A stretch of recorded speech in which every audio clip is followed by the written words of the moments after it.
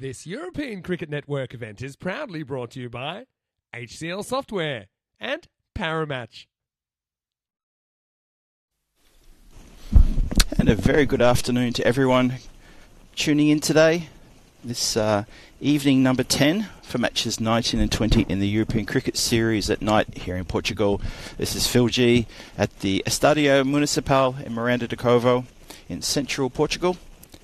And we've got two games coming your way tonight. The final games of Group A, which could sort out who goes into second place and who goes into third place in the standings.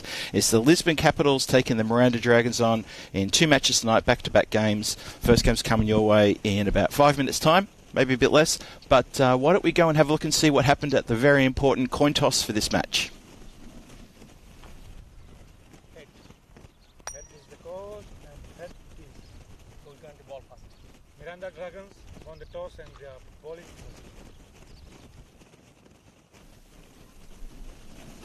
Thank you very much for that. So, Miranda Dragons win the toss, and they decide they're going to have a bowl first. Going to send in the Capitals to bat on this lovely ground here, bathed in sunshine.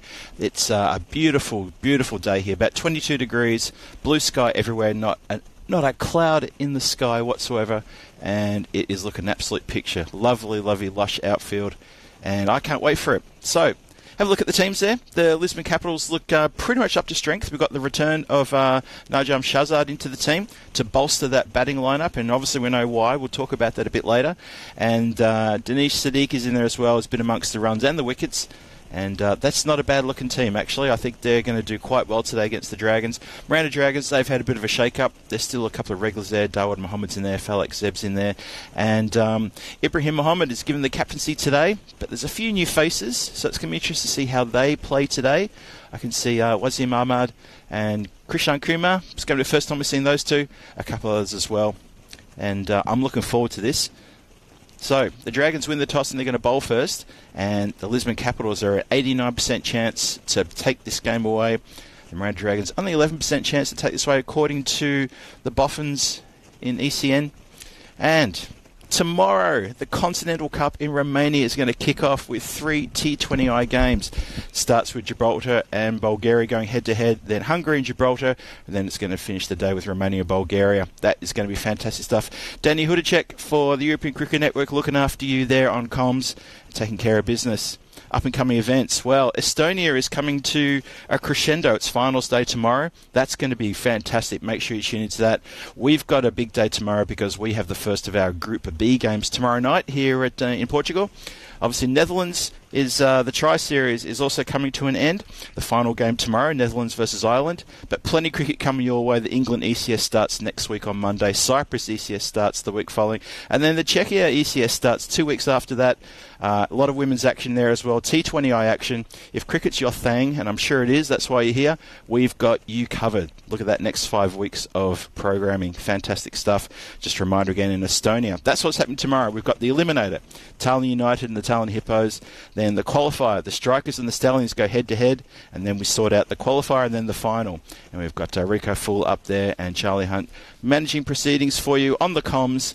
I suggest you have a bit of a look at that while you're checking out the remaining Continental Cup, while you're going to check over the ECS at night here in Portugal. There's so much going on. We're not going to leave anyone disappointed for sure. So the players are out in the centre. The umpires are out in the centre as well. We're moments away from a start here. Just repeating the toss. The Miranda Dragons, the home team, the home ground. This is their home ground. They share it with the Coimbra Knights, and we'll see the Coimbra Knights on the weekend in the Group B games.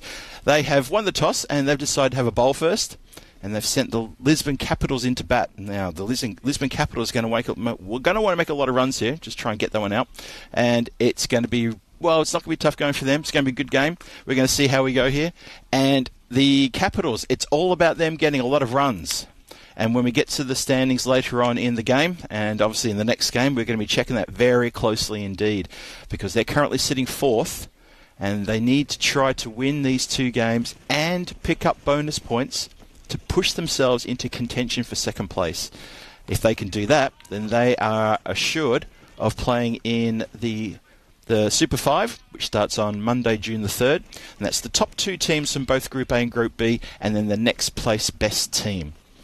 So currently it's in this group, it's Punjab CC Amadora, who had a couple of great wins last night over the Werewolves, and the Lisbon Supergiants are in second place. The Capitals, they could dislodge the Supergiants and push them down to third with 2 big wins here. It's all about net run rate, it's all about the bonus points, and of course it's all about getting the win. So there's a lot to think about today for them. I feel that there's a bit more pressure on them than there is in Miranda Dragons, who are sitting at the bottom of the table, but they're having fun. This is their first tournament. Big learning curve for them, and they are loving their cricket, and that's the important thing. So, first ball of the day. We start with a wide. And this is one of the new players I was telling you about. This is Parveen Gurjar, who's starting the bowling. Good bit of pace. And the batting is being opened by Amir Dar and Dinesh Sadiq, 2 familiar faces to the top order from the Lisbon Capitals. Second ball then for the day. That's uppishly hit, cleverly hit, bang, it goes into the stand. 6 runs. Nice start from Mirdar. When that ball comes back, we'll have to check the shape, make sure it didn't get dented. That went pretty hard. Hello to everyone in the chat. I can see Kev's in there. Steve Bush just joined us. Mr. Kitty Denny's in there as well. And everyone else in the chat, welcome along. This is Phil G, your fellow Blue Spanner crew member and newbie commentator to ECN, looking after you for this European Cricket Series at night.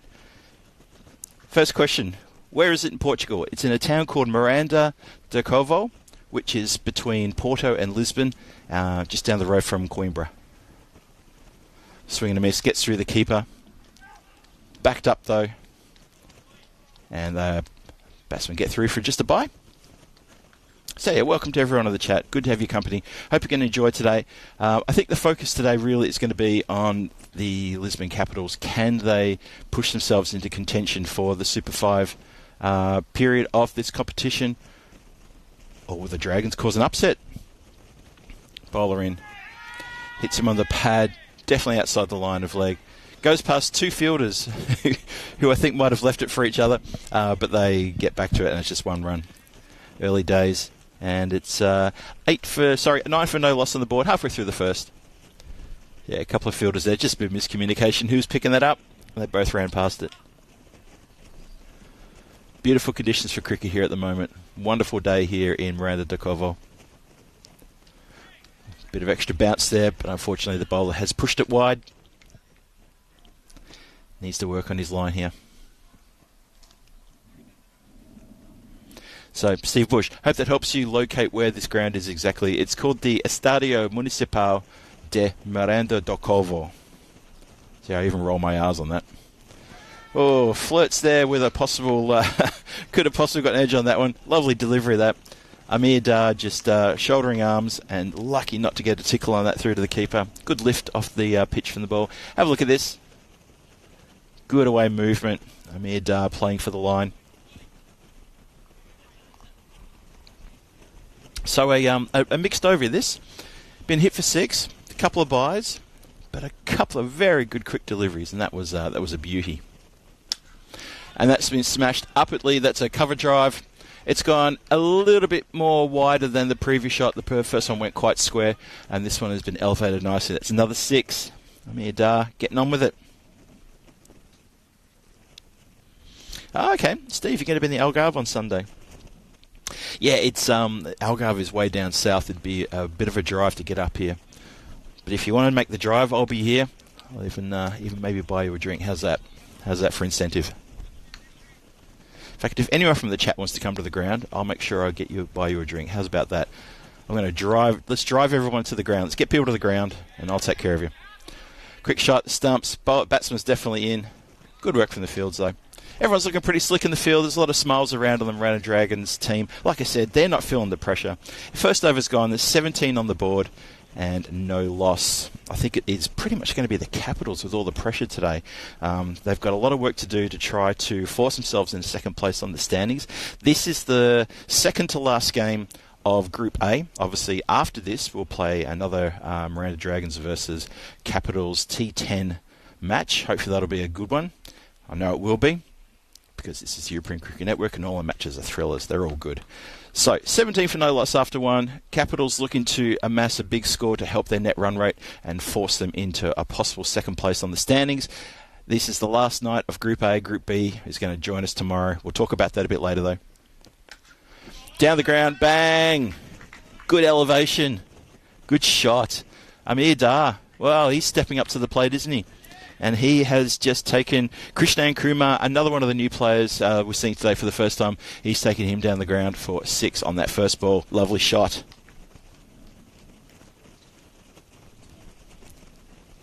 Bowler's got to show a bit of character here. Can't afford to let the batsman dictate like this. And we know the batsmen are going to want to because they want plenty of runs. Plenty of runs. Right arm round the wicket. Very ambitious appeal, and a very brave umpire would be looking to raise the finger on that. Have a look at this again. Yeah, right arm around the wicket. It's a very, very difficult way to get an LB. If you take out your ruler and protractor and you try to measure that out, it's very tough to do. And it definitely was not out. Flicked off the toes, off the legs. Lovely shot. That's going to carry the boundary line for 6. So Amir Dar getting on his bike here and pedalling really hard. He's already shot along to 25. He's faced 8 deliveries for that. Score races to 29 for no wicket. We're only halfway through the second. And, Krishnan Kumar's coming in for a bit of stick here. Steve Bush. Nice offer, but too far. No worries. We'll get you next time, possibly. And it's just tucked around the corner. Plays it gently. And just the one single. Score moves to 30 without loss. Amir Dar doing well here. 26 from 9. Showing his intention against the Miranda Dragons bowlers. Nice and early. Now, Dinesh Sadiq. He's only faced one ball. That's all he's done. So he's going to get a bit of a look now. And he goes the clubber as well. But he's come unstuck. And the catch has been held. Very good. Bilal Tariq, who's a pretty good fielder. I like his work out there in the field. He's done some good things in the last couple of matches. He has held the catch, and Miranda Dragons have picked up a wicket in the second. And it's a very dangerous Dinesh Sadiq, who's hit it pretty much straight down mid-wicket's throat. And that's the end of Dinesh. So, Danny's failed. And the first one down for the Capitals. Miss-hit. You could hear it in the air, that sound, that familiar miss-hit sound, almost like the wood's clicking rather than clobbering. But at the end of the day, the fieldsman has to hold the catch, and he did. He was in deep. He came in a few steps and took it. Didn't have to go to left or right pretty much, just straight down his throat. Well held. So, Krishnan Kumar comes back after being taken over the fence twice. He comes back with a wicket. Miranda Dragons have one of the Capitals back in the shed. So, it's Najam Shazad comes in. Big hitter, powerful player. Has a bit of a look at one that goes straight past his eyes.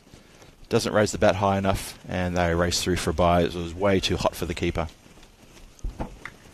So Shazad comes in. He missed out a couple of nights ago. He was unavailable for the last 2 matches of the Lisbon Capitals. 31 for 1 after 2. That's a successful over. Comes to an end for Krishnan Kumar. So have a look at the standings there. This is why I'm talking about the Lisbon Capitals needing runs and needing to contain Miranda Dragons when they come into bat later on. The run rate is, well, it's almost up to +1, but they're on 12 points. So 3 points for a win. If you can get the bonus point, that's another point. If they get a win and a bonus point in both the games tonight, they go to 20 points, the same as the Lisbon Supergiants. And then it will be down to net run rate as to who's going to sit there in second place. And that could be critical. See who plays Super 5. Well, Bob, good respect shown by the batsman there. Just a forward defensive shot. This is Gurjar coming back. Parveen Gurjar coming back for his second against Najam Shazad, who I believe was named captain of the Portuguese team to play in the qualifiers later on this year. Chips it out to deep mid-wicket. Fieldsman comes into almost regulation mid-wicket to field that. So just going back to that table just very briefly. We'll show it again a bit more later on, but that's obviously what the Capitals are looking to do. They're looking to pull out a couple of big wins and make sure that they're in contention for the Super 5 that gets played in the first week of June. That's chipped up in the air. It's going to clear the fieldsman, and that's also going to clear the rope. That's 6 runs. Amir Dar, he's on here. He's absolutely on. He's raced now to 32 from 10. The Lisbon Capitals are 38 for 1, halfway through the second. And Amir Dar is showing full intent and doing exactly what his skipper and his team wants of him, and that is get on the bike quickly and let's get these runs in. It's just on the pads. He clips it around the corner, leg glance. Oh, it's had a bit of a bounce just as it gets to the fielder, and he wasn't ready for it. It's hit him, and it's ricocheted over the boundary line. I thought he was all over that. I thought he was going to get behind it, but unfortunately, have a look at this. Just the last minute, just took a little bit of a bounce. Can't blame the fielder for that one. Just couldn't get everything behind it, unfortunately. 42 for 1. Amir Dar now up to 36.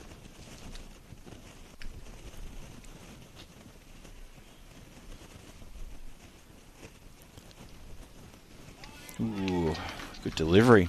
Nice delivery. Just past the eyes. Nice and tight on the batsman as well. Not too wide. In fact, not wide at all. Umpire lets you know that's yours for the that's your bouncer for the over. Thank you. Have a look at this. Yeah, good height. Just around about the neck height. Not quite the eyes. Just below around about the neck. And then follows up with another good delivery. Straight. And just bunts it back to the bowler. And that is the end of the over. 3 gone, 42 for 1 on the board. Amir Dar doing very well. He's 36 from 13. Najam Shazad hasn't been out there very long. He's only got 1 from the 3 balls that he's faced. Run rate's up to 14. It's just dropped off a little bit there. But the bowling's got a bit better. I think the Dragons are just settling down a bit. The first over was quite expensive. Second over was a little bit, and then we stepped down again. I guess with that logical progression, we should probably get an over that yields 8 runs now. 17, 14, 11. Yeah, that sounds about right, doesn't it? We'll see. So welcome again to everyone in the chat, no matter where you are in the world watching. Welcome, whether you're a blue spanner or not. Extend my welcome to you on behalf of ECN. Thanks for joining us. Thanks for joining me, Phil G. Coming all the way from Prague over here to call this game. And obviously I'm looking forward to seeing the ECN crew in Prague in mid-June for the Central Europe Cup, the Women's Central Europe Cup, and then, of course, our European Cricket Series starting on Monday the 17th of June and culminating in the ECI, which will take place at the end of the month. That Women's CE Cup is going to be very good, very good. I'm looking forward to that. Might even get on comms on that one. We'll see. But I'll be there. That's the important thing. And I hope you're going to be there. That's the main important thing, really, isn't it? Just pausing here while the Dragons are sorting out what they want. Krishnan Kumar just marshalling his field. He wants he's told the batsman to go into slip, and then he's pushed him all the way to a short backward point.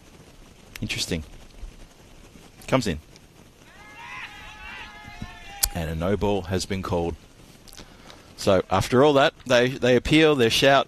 The fielder was put into like a catching position on an edge, and the umpire has said, no, that's a no ball. You can see the fielder who was just placed just came rushing in to field that delivery as well.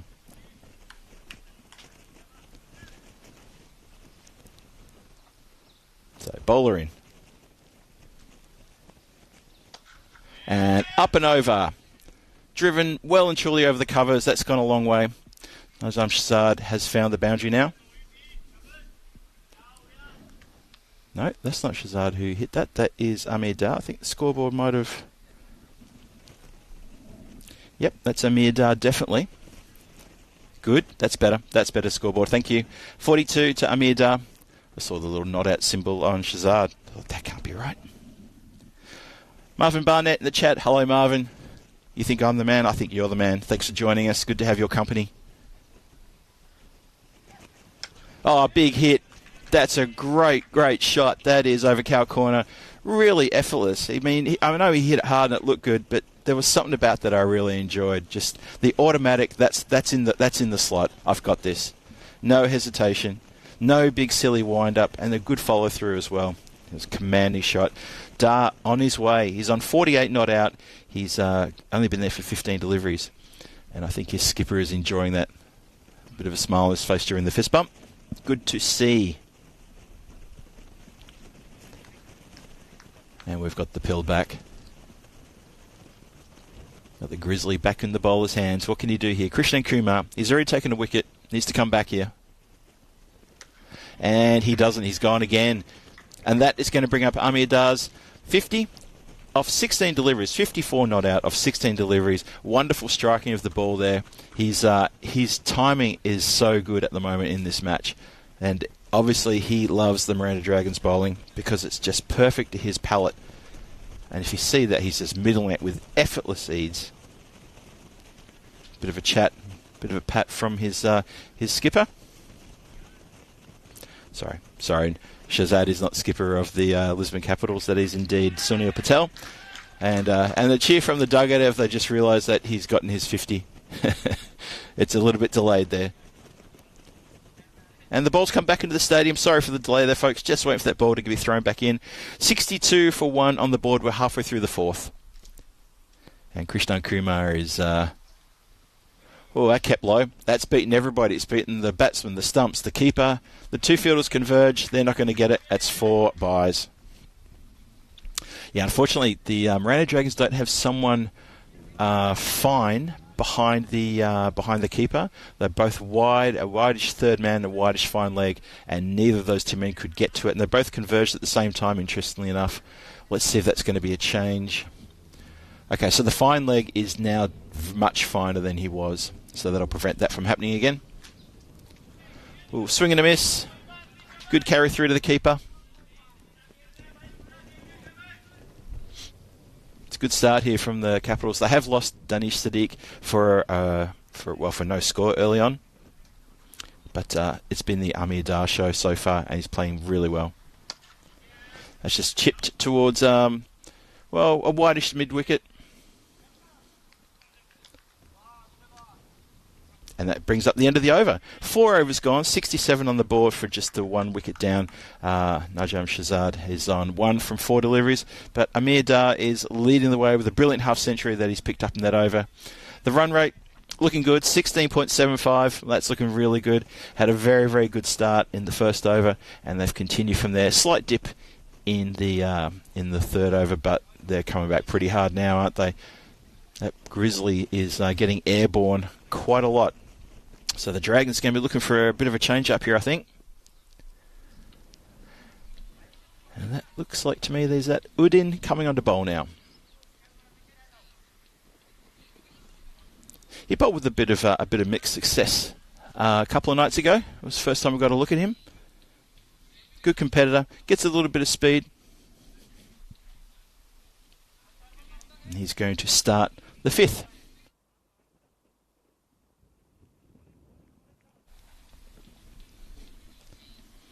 He's in now. Good carry through. Yeah, Udin has that bowling style where in the last moment before he delivers the ball, you see his head comes down. Watch this. Interesting sort of bowling style. Really gives that last hurl of the ball. Gets the arm over and the head goes quite low.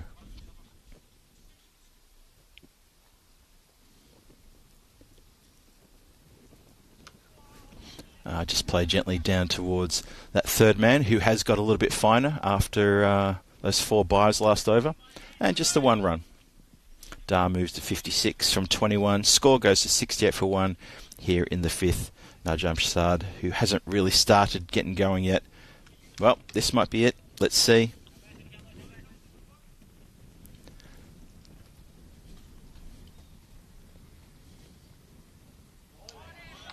And he just puts it past the Portuguese captain with consummate ease. Amir Dar wanted a run. There was the throw around the ground to get the ball back to bowler. Went all over the place. I'm not sure if there would have been actually a run there. And Shahzad wasn't interested in taking off. I think he wants to get a few runs on the board.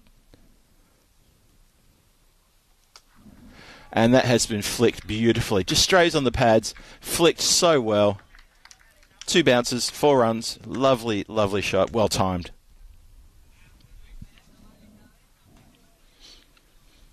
SK Bourne in the chat saying, Ardar century. You think so? Well, I wouldn't be surprised. Would not be surprised. And we'll note that you've called it nice and early.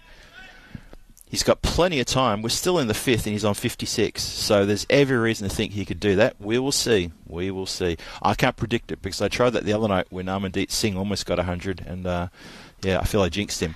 That has been absolutely spanked. That's in the car park. That's a big, big hit. So Shahzad here starting to get on his bike as well. And these two are basically tearing poor old Muhammad Udin apart here. And the Miranda Dragon bowling. Need to find something here, the Dragons. They picked up Dinesh Sadiq early on with a good catch in the outfield. They need something just to perk themselves up. And they need a wicket here just to keep the faith and keep the belief. Just keep the positivity going through them. Played along the ground. And that has gotten through the fielder. 4 runs all the way along the ground. Nice shot. Shahzad, he's dangerous. And that is the end of the 5th. Udin goes for 15. Have a look at this. Just plays it down, no problem. Beats the diving fielder. 4 runs, lovely shot. 82 for 1 after 5. Big score coming your way. Big score. Miranda Dragons need to have something to say about that. Still 5 overs for them to step up and try and pick up a few wickets. Try to get into this top order a bit. And it's going to be Dawood Mohammed who's going to come and bowl. He's played, I think, pretty much every game here for the Miranda Dragons in this tournament. So he's been there since the start. This is their first tournament. They've only come together as a team very recently. And that's probably why we're throwing a little bit of support behind them as they develop. And that has gone up in the air, into the stand, over the stand. Goodbye. One of the Capital players in the dugout thought he was in with a chance for catch there. He would have to be about 40 feet tall to catch that one. Lovely shot for 6. The Amir Dar show continues.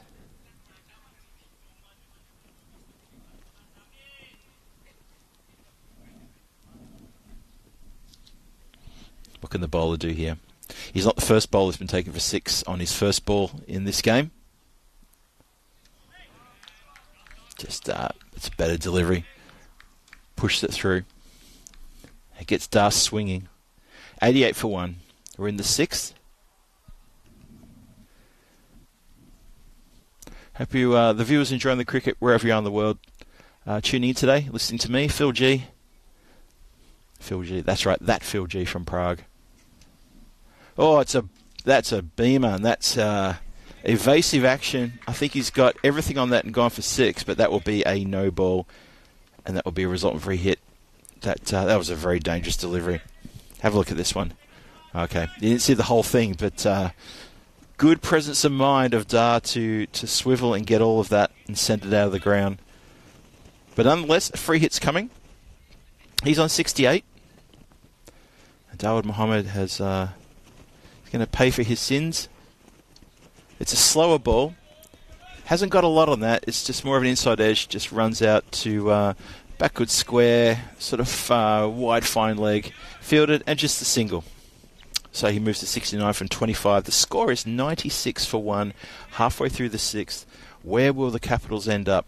I think they're going to be wanting to get into the round about the 170s, 180s. Now, if Shahzad and Dar are still there in the next 2 or 3 overs, there could be a very long run chase for the Miranda Dragons coming. I think there'll be one anyway.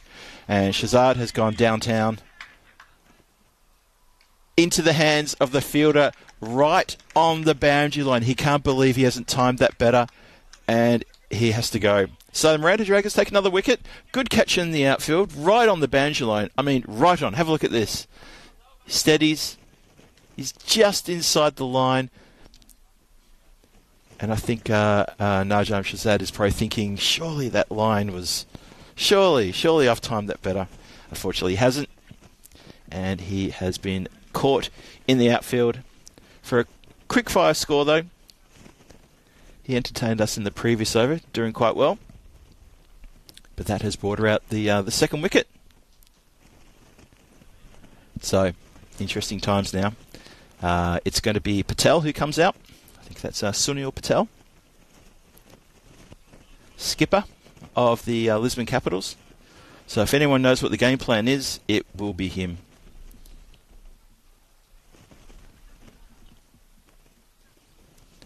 Just taking his guard there. Dawud Mohammed in. A bit slower, but picked up and clipped down the ground. There's a chase here for the fieldsman. It's going to be very close. Good foot fielding and good work there to do that so your counterpart can pick it up. That's Mishu Moshi in there with the footwork and Wood in with the fielding and the throw in. Very good stuff here. Just inside the line, about a metre inside the line, but well done nonetheless.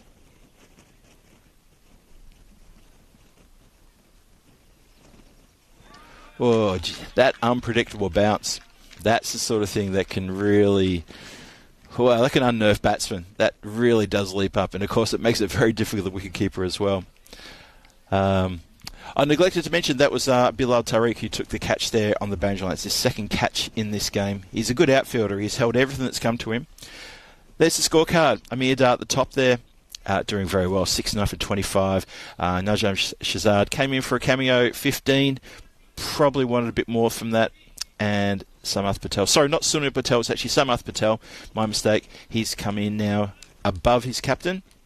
And he's looking to push things along as well.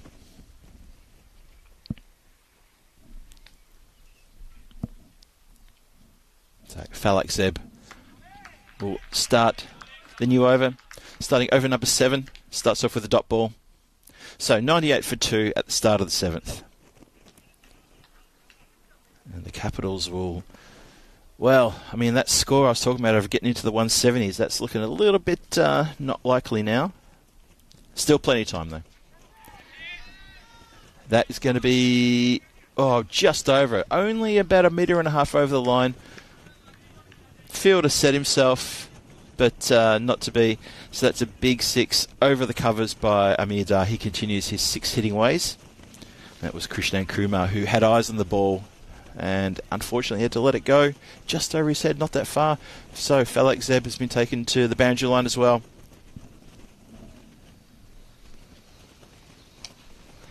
Now that's gone squarer. Fielder's backpedaling. This is tough looking into the sun, but the catch has been taken. That's actually a really good catch. He's staring directly into the sun there, and he's taken a very good catch, and that is the end of Amir Dar. He goes for a very well played 75. The 100 was on the cards for him. I didn't say it. Someone else said it. He gets a little bit of pat on the back from the Miranda Dragons, who enjoyed that innings. He batted very well. He's got up the Capitals off to an absolute flyer. But he departs. So, a couple of wickets and a couple of overs from Miranda Dragons. They take heart from that. And why wouldn't they? Score is 104 for 3. We're halfway through the 7th. Still 3 balls to come in this over, and then 3 overs to come after that. It looks like it's Narinder Rana is the new batsman in. So obviously Sunil Patel is holding himself back a bit longer. Swing and a miss. Tries to get on it straight away and hit it to cow corner. Bowler a bit too good. Maybe even aware that that was going to be the motivation for the new batsman.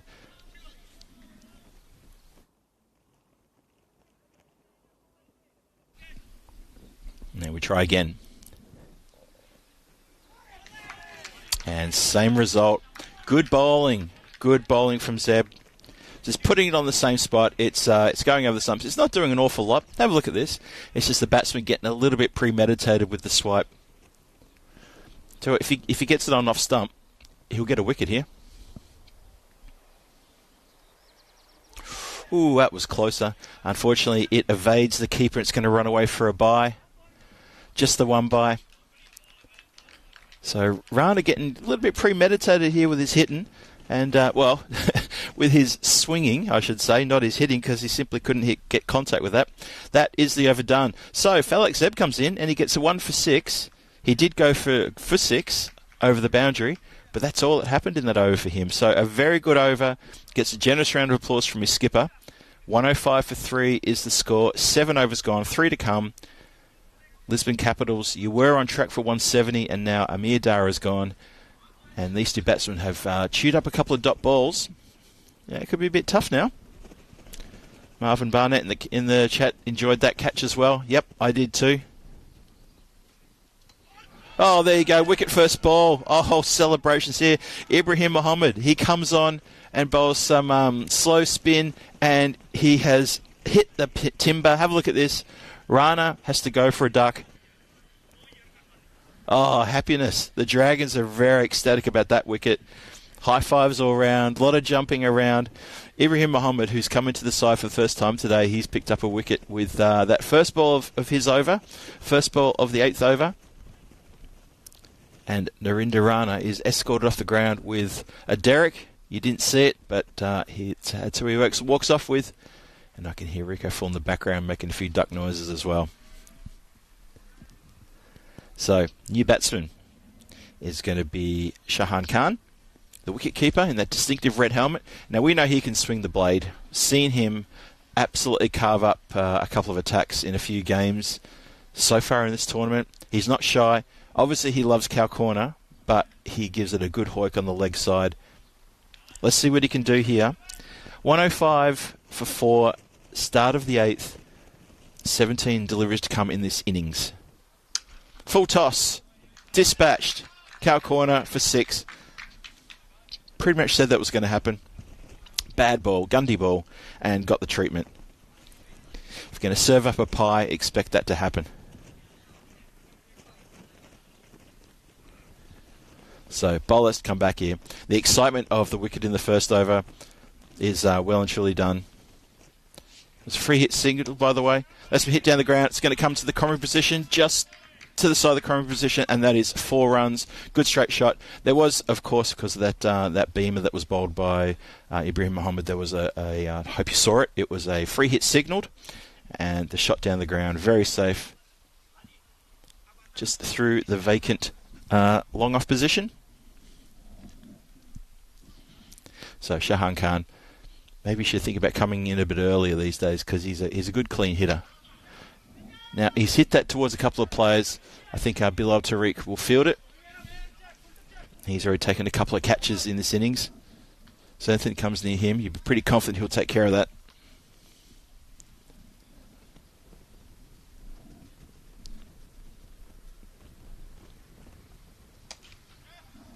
That ball's been hit out again towards Bilal Tariq. Stopped by Udin, but Bilal is there to pick it up afterwards. It would have come to anyway. Good teamwork out there. That was Patel who knocked that down the ground. He hasn't seen much of the strike though. And Khan has hit it just over the top of Udin there at long on, and that's gone for 4. 1 bounce, 4 runs. So, but Khan really getting on with it, and as he always does when he comes in about this time.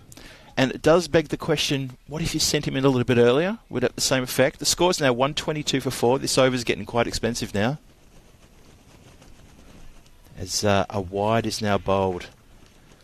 Ooh, Ibrahim Mohammed pushing it too wide. He needs to finish strong here. Picked up a wicket with his first ball, but ever since then it's been carnage. Trip Denny agreeing with me about that previous ball. Not previous ball, the ball before the Gundy ball. You're absolutely right. Good call. That's been hit along the ground towards long on. Just a single. And that's how the over finishes. 19 off the over. 1 wicket coming from the score now. 124 for 4. Shahan Khan coming in and getting on with it straight away. He's up to 16 already from 5. And Samath Patel, 3 from 3. 2 overs to come. Just a reminder, the Miranda Dragons, they won this toss and they elected to field in this game, this match 19 of the European Cricket Series at night here in Portugal at the lovely Estadio Municipal de Miranda do Corvo, lovely part of the world in central Portugal. And unfortunately for the Miranda Dragons, despite picking up 4 wickets, they have been hit pretty hard around the ground. 2 overs to come, second last over starting now. And this is Udin, and he starts us with a wide.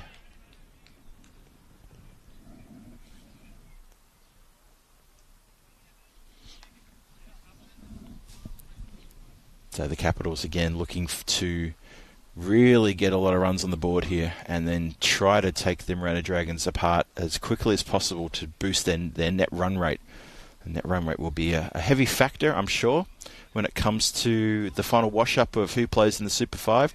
Just a reminder that this is the second last game of Group A. The game after this is the final game of Group A. Group A will then finish. Then we have Group B starting tomorrow. Brand new set of teams. It could be a lot of fun. It will be a lot of fun, because tomorrow we're going to see the Rangers Cricket Club versus the Coimbra Knights. And that's the first of the doubleheader of Group B games tomorrow. And then we go all the way through to Sunday, June the 2nd, playing the Group B. And again, it's going to be a case of, well, which two teams end up in the top two positions? They go directly into the final week of this series to play in what we call the Super 5. So the top two teams of each group, plus the next best placed team, who will make up the fifth team. And then it's 10 matches of those 5 teams. Everyone plays everyone once. And we then go to the finals on Saturday. The final Saturday. And that'll be the 8th of June. So that's how this series plays out. And also just a reminder that for the Super 5 and for the finals, it'll be Mr. Maximo himself, Vinny Sandhu, here in the comms position, taking you through that very exciting lead-up and finish to this series. Bowler in. And the keeper just spills it ever so slightly. They do run through for a bye. Shahan Khan looks to the sky and thinks, how did I miss that one? It was short. I could have put that away. But just a bye. Crystal Ward joins the chat, and I hope everybody gets his reference there. I certainly do. Lovely stuff. Also proves you're a bit of a nerd.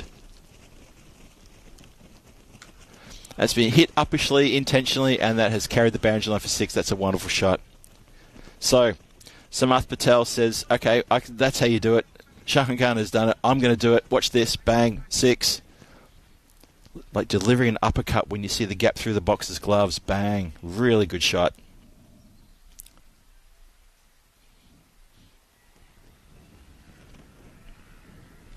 Now everyone's jumping on the Khan bandwagon. Here we go. Good to see. Oh, similar delivery and a similar shot trying to be played there, but I think that one had a bit more lift. And batsman Patel unable to make contact with that. 132 for 4. We're halfway through the 9th. Still 9 deliveries to come in this innings.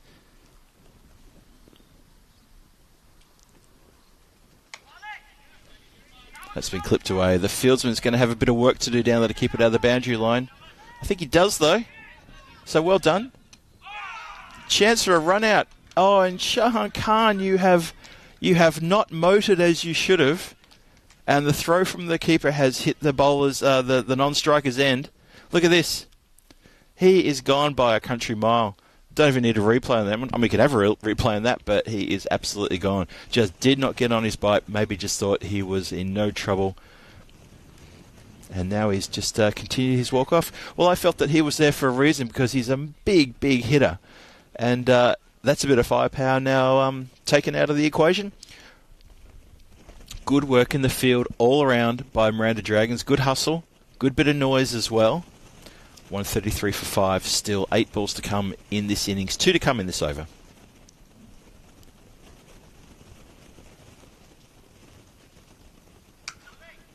Oh, that's a great shot. On the back foot, up on his toes, and has square driven that for 4. Really lovely shot. So, Dhaval Kumar, the new batsman, straight away in the slot, bang, 4. And of course that means for the chat that, well, there'll be no more Khan comments, unfortunately. No more screams of Khan from the wrath of Khan. I think someone actually said that, didn't they? Yeah, Trip, you said that, didn't you? Yeah, but yeah, thanks for the reference, guys. Really appreciate it. I'm a movie buff as well, so of course I love that stuff. So 137 for 5, last ball of the 9th, coming your way right now. Udin has gone for 27 so far off his 2. Where does he end up? That's been hit on the back foot yet again. Bit of fancy footwork. It's been kicked from one fielder to the other one, who picks it up and rifles in the throw. And that will be the over, done and dusted. So Udin ends with none for 28 from 2. The Lisbon Capitals go to 138 for 5 after 9. 1 more to come. That last wicket was a run out. There was Dawood Mohammed who affected that via the keeper. who was Anchit Gujar. And it was a very good throw from Anchit to throw down the stumps from behind his stumps at his end. And he got all the way down to the other one and hit the stumps, bang. And Khan just had to keep walking off. Khan. So, let's have a look at the bowling figures, or not. All the bowlers have gone for a little bit. I thought Falak Zeb did really well in his single over.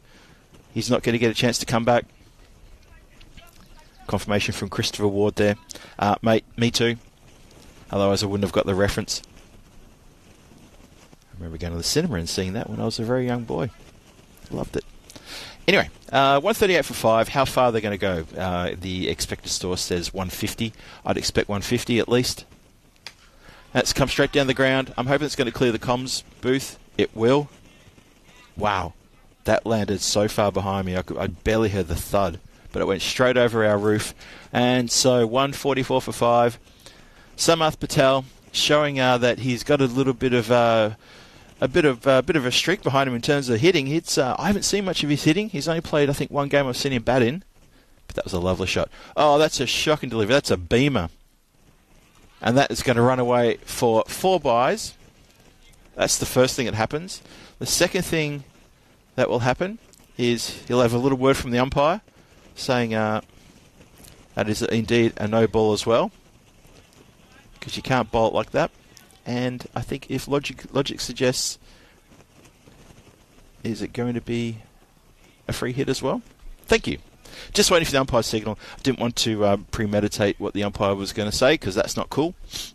And it is indeed a free hit for that delivery. And that's just been chopped down the ground. Probably just the 1 run. And it is just the 1 run. Patel, unfortunately, unable to get a hold of that one. As with a lot of free hits we've seen in this league so far, we have seen a lot of free misses. I think Dave in the chat coined that. It's really, really true. So there you go. Ibrahim in again. It's very round-armed, right arm around the wicket sort of bowling. Got a wicket with his first ball, but since then it's all gone the other way. That brings up the 150 came up in the previous ball. So 151 for 5, halfway through the night. 3 balls to come. And he's gone inside out there. And that could be a catch in the outfield.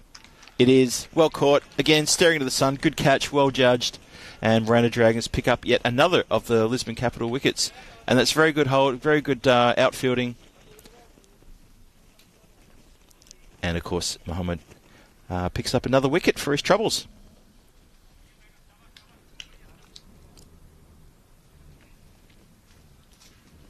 So 2 more balls to come in this innings. The Capitals just skying a few here and getting caught out. So they're putting a few dot balls in where they probably want to be hitting a bit harder. I thought they were going to be hitting around sort of 170, 175 at one point, and a couple of quick wickets. I think when Shazad came out and started belting things a bit hard, I thought, oh yeah, we're on here. When he went, then Amir Dar went the next over. That took a bit of the sting out of the attack, and a few good catches held by the Miranda Dragons in the outfield as well. So things have sort of slowed a little bit more than normal.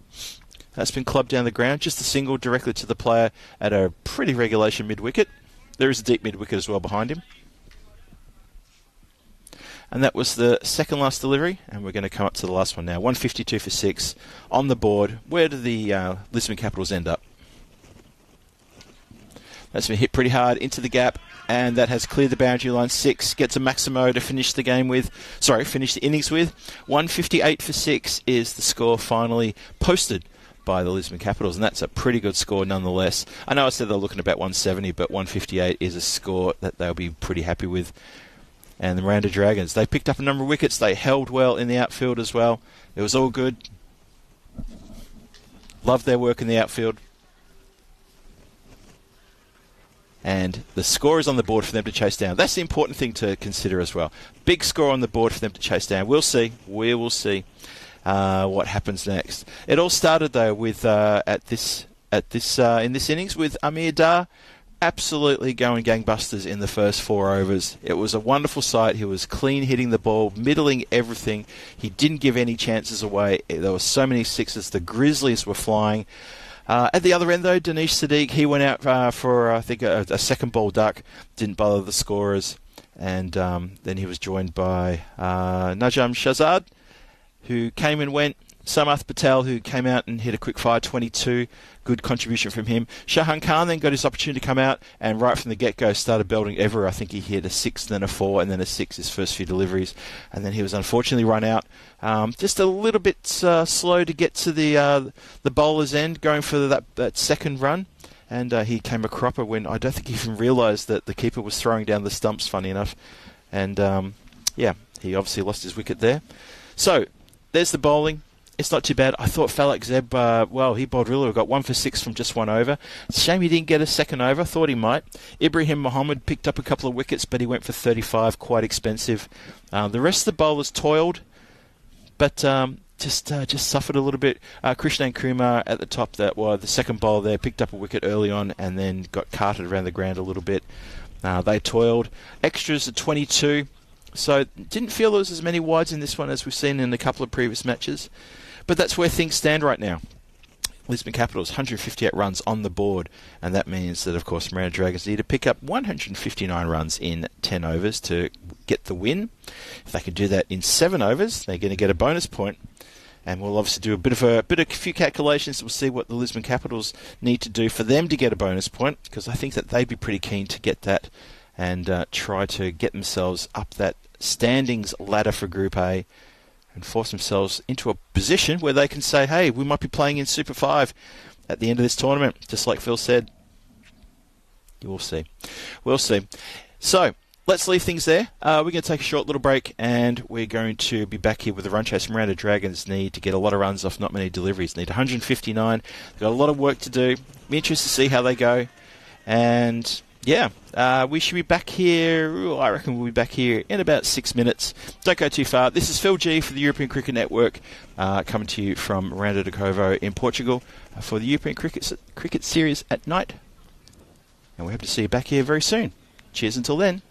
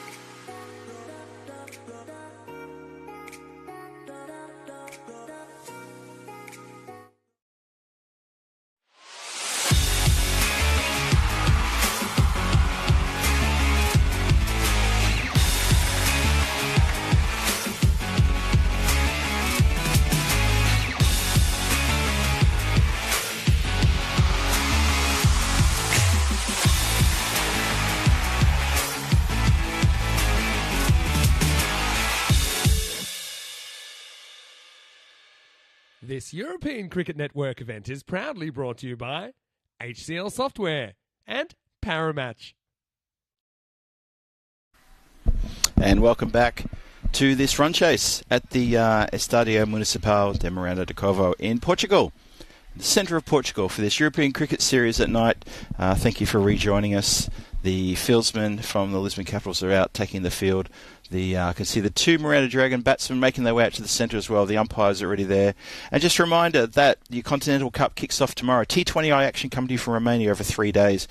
3 matches coming your way: Gibraltar and Bulgaria, then Hungary and Gibraltar, Romania and Bulgaria. There's a fair bit of cricket on there. It's going to be awesome stuff. It's been 96 matches since the Golden Ball, and we could see one today. We could. You never know. This is T10. This is ECN. But it's going to be a tough day in the office for Miranda Dragons to try to catch these runs put on by the Lisbon Capitals, who have amassed a pretty big score here and are looking to defend this really hard because they need the net run rate. They need their little bit of extras into their bank to try to force themselves up the standings and sort of try to get on level pegging with the Lisbon Supergiants. So there's a bit of work for them to do. We'll see. We're almost ready to start. Fielders are just getting to their positions. Shahzad has got the pill. He's going to open the bowling. Just looking to sort of manoeuvre people around. And we will see what happens. We're going to start very shortly. Looks like Amir Dar just dropping back in the covers on the boundary line now. No, not the boundary line, just on the 30-yard circle. Shahzad's happy with where he is now. There's a short, looks like a short extra cover. Interesting position there in front of the bat. He's just out of shot. Interesting place to put him. Anyway, first ball. And would you believe it? He's hit it straight to him. Well, it's me saying it's an interesting place to put a fieldsman, and he's hit it straight to him. So welcome to everyone in the chat back for this run chase. Blue Spanner crew and me just having a bit of a talk about a few nerdy things. That's life. And a wide ball. Wide ball gets away from the keeper as well, and they'll run through for a bye. So yeah, whether you've got a blue spanner or not, welcome to the chat. I can see Jules is in there. Welcome, Jules. Trip Denny's in there, as always. Christopher Ward. We're just talking about things like Star Trek and mixing that up with a few bits and pieces. Anyway, the cricket's what's important now. And just for finish those references, Shahan Khan is indeed wicket-keeping. Doesn't have his orange helmet on, has a regular blue hat on. Shahzad in. And he's put that one wide. It's not a good delivery. Miranda Dragons running through for an extra as well.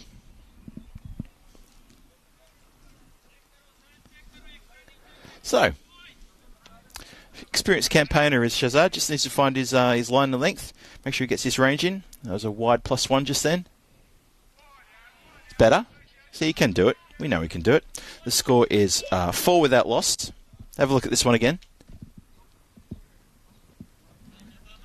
Yeah, that's better. He's got that. He angles that. He goes out a little bit on the crease in his delivery and angles it in towards the batsman, forcing him to play the shot. And if the batsman does that and doesn't move his feet, then it's going to be swinging and missing all day. So the opening batsman, sorry, I should talk about them for a little bit. The opening batsman is the wicketkeeper, Anchit Gujar, who's on strike right now, and Dawood Mohammed, the all-rounder at the other end, waiting to get his turn.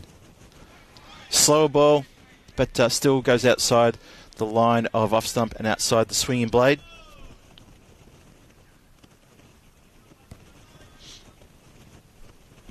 I am giggling at your last comment there, Mr. Kitty. Or actually, second last comment, the one before the magnet. Nice one. And that's slower again, and it's straighter, and this time Anchit does manage to get something on that. They're turning. No, not going to be 2. Didn't want to chance one on the arm. And just the single. I think Dawood Mohammed was very keen for a second there on the arm. Wicketkeeper Anchit was not so keen. So just the one. So, according to the technical boffins, 111 is where the bonus point is going to lie. We'll see if that score is achieved or not. And obviously, if you can make the runs within 7 overs, there's a run for you as well. And that is really well carved through the gap. That just goes between players who stand there motionless. Nothing they could do about that. Guided through the point region. Square of the wicket, 4 runs underneath the stand. Very lovely shot. Very nice shot, that one. That's Anchit Gujar, who is the wicketkeeper for the Miranda Dragons, and that finishes the over. 9 off the first over, chasing 159 for a win here.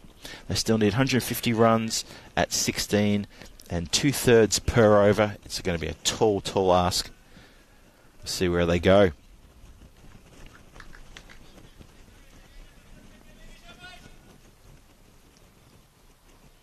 So we have a new bowler who's got the white grizzly there. It is indeed going to be Danish Sadiq. Just in towards the pads, chased by the bowler, and dot ball there. Watchfully played by the Miranda Dragons. Nice cool breeze coming across the ground as well. There is there's 100% sunlight right now. It is warm out there in the sun, but that breeze is keeping things down, which is nice conditions for the players. And that's down leg side and helped on its way. Big hit. Umpire agrees and says yes, that was indeed a 6. Good shot. Big hit. So Gujar now getting amongst it all and starting to do a little bit of damage here. But it was a bad ball. I mean, you're going to bowl that's going to be on the hips, or just outside the line of leg on the hips, and it rises up. Gives you plenty of time to have a look at it, and plenty of time for you to put that in the right place.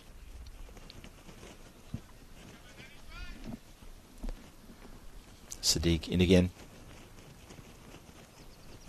And that is a lovely shot. That is a lofted cover drive, and that has gone a long way back. You can just see our ball boy racing out of shot there to retrieve that one. He's had to go quite a fair way back, I think, and get the ball back into the arena for the waiting fieldsman. Big lofted shot, that one. So Gujar races to 13 from 8. Well, this is the first time we've seen him bat. We haven't seen him in the side at this point. This is his first game in the tournament, and it will be, well, the next one will be his last game probably, if he plays, because there's only these 2 games tonight for the Miranda Dragons and the Lisbon Capitals, and then that's the Miranda Dragons tournament done, as they're sitting on the bottom of the standings and will not feature in the Super 5 to be played in the first week of June after Group B finishes. But so far from what I've seen, hits the ball quite well. Good opener. Lisbon Capitals with a bit of work to do here. Gets a charge, hits down the ground nice and straight. That's going to be 1 bounce and 4. Very good shot. It came in very straight, and the batsman was equal to the chance. And if he'd elevated it more, yep, he would have the 6. It just bounced just inside the line, but it was a great shot nonetheless. Very safe shot.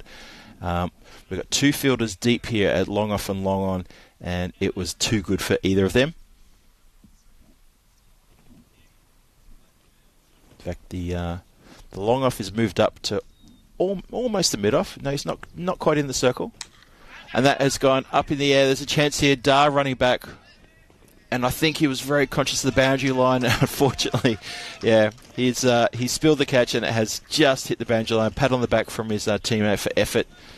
And he unfortunately has spilled it. He was almost into getting it. I think maybe in the last couple of strides he was conscious there was a boundary line coming, and maybe that threw him off a little bit. Good effort though, very good effort, and he played a very good innings in the previous innings for the Lisbon Capitals. And let's have a look there. You can see there why the Lisbon Capitals are very keen about their net run rate. They definitely want to push themselves up towards the over the Werewolves with a win here, and get close as they can to the Lisbon Supergiants to make sure they are the 3rd best placed team in this group, and that will give them every chance to sneak into the Super 5 that starts on Monday, June the 3rd. 10 matches in the Super 5 part of this tournament, and then we have 2 finals on Saturday, the 8th of June, and that's where the tournament will come to a massive end. It's going to be huge. That's on the pads. Brilliantly played. Really, really well played. Chased down, though, by the fieldsman just inside the boundary line, and they get back for 2. Bad bounce for the keeper, but he's well backed up. And that is Samath Patel, who has got the ball. Sorry, it was 29 for no loss after 2. I missed that, and then it's up to now 31 for no loss after 2.1. And these two Miranda Dragon batsmen are looking like they've taken up the challenge. They're happy to go for it. Good for them. Really good to see. But some really good hitting, though. I mean, this isn't just any opportunity here. They're really playing quite well. That's a good fast ball. Good bounce. Good lift. So they need to chase down another 128 of 46. The run rate is still at 16 and 2/3 thereabouts. Hit down the ground. Just slightly mishit. Fielder rushes in. It's Shahzad rushes in from mid-wicket. Slight fumble. Can't keep it. It keeps it to a single. Can't affect any kind of run out. Yeah, no elevation on that shot whatsoever. And it just bubbles out there. Gets the charge, goes inside out, and it goes very square. It goes on top of the roof of the stand and rolls off the back. That's a wonderful shot. And I've just been delivered another cup of coffee. Thank you very much. That is perfect timing, by the way. I certainly do need it. Thank you. I need to keep going. And that comes via Nina. So thank you to my new friend who's delivered me a cup of coffee. Coming via the clubhouse. Just to keep me going, just to keep the chat alive. It's all happening here. That was a lovely lofted shot too, by the way, inside out. Smashed over point and cover. Tries to go again, swing and a miss though. 38 for no loss. 2.5 overs gone, one more ball to come in this over then. And Samath Patel tasting a little bit of stick there, but not too bad. He's only gone for 9 in this over. But more importantly for the Miranda Dragons, let's talk about them. They are doing quite well, these openers, without loss. And this is a good power play for them. Very good power play. The Anshik Gujar is on 27 from 13, ably supported by Dawud Mohammed. And that's a dot ball to finish the over with. Good comeback from the bowl there. Very good comeback. Well done. And that's where we'll finish the power play and the third over. 38 for no loss after 3. And that's the power play done. So, Dragons putting up a fight here. Really good to see. It's also good to see everyone in the chat. Thank you for joining us wherever you're watching, anywhere in the world. Lovely to have you all with us. Hope you're enjoying the cricket here. We've got a return match after this, don't forget. And it's all about the Lisbon Capitals making a win if they can, and hopefully maybe even getting a bonus point and pushing themselves further up the standings so they can be considered for the Super 5, which I keep talking about, which is going to happen at the end of the group games. So we've got two groups here, Group A, Group B. There's been 20 games to be had in both. This is game number 19 of Group A. So we've got this one and one more to go, then we switch over to Group B for tomorrow. So Amir Dar comes in. Nice ball. Pretty much over the stumps. And a bit tough there for the batsman to play away. Have a look at this again. Yeah, not quite over the stumps. A bit wide of the stumps, but not wide enough to be sat up and swatted away. And dot ball.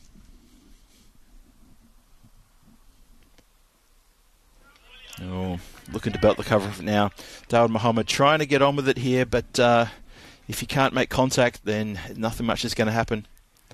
Needs to have a think about this. Maybe the rush of blood with every delivery is where he's going to come unstuck. That's 2 dot balls in a row. He has another dot ball. It's going to he's going to get to pandemonium when he realises the run chase is in tatters. 3 or 4 dot balls in a row, and it's trouble. That's hit uppishly and doesn't carry the boundary, but does carry over the field. 4 runs. Well, it's just in front of it. So he does make gentle contact and help the ball on its way. Very good work there. Hello to the new people joining us in the chat. Oh, I can see Shohak's joined the chat. Hello there, my friend. Hello, Nick. Joining the rest of the Blue Spanner crew, Chris Ward and Trip Mr. Kitty's in there as well.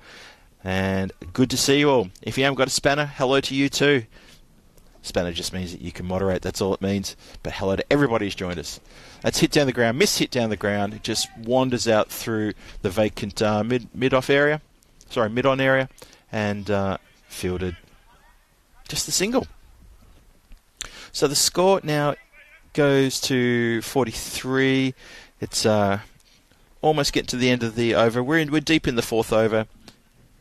Dawud Mohammed is sort of stopping and starting here. He's just having a bit of trouble trying to find his rhythm. Yeah, and Anshit Gujjar probably doesn't need to charge down the wicket to Amir Dar. Amir Dar isn't express bowling. You could probably stay there in your crease, maybe just take a step out to the line and just get stuck into it. But that is another dot ball. So 43 for no loss. Getting towards the end of the fourth. Good over this. Very good over. Dar in again. Oh, it's come unstuck then, and that has gone for 6 over the covers. And so the good over ends up being over. It goes for 10.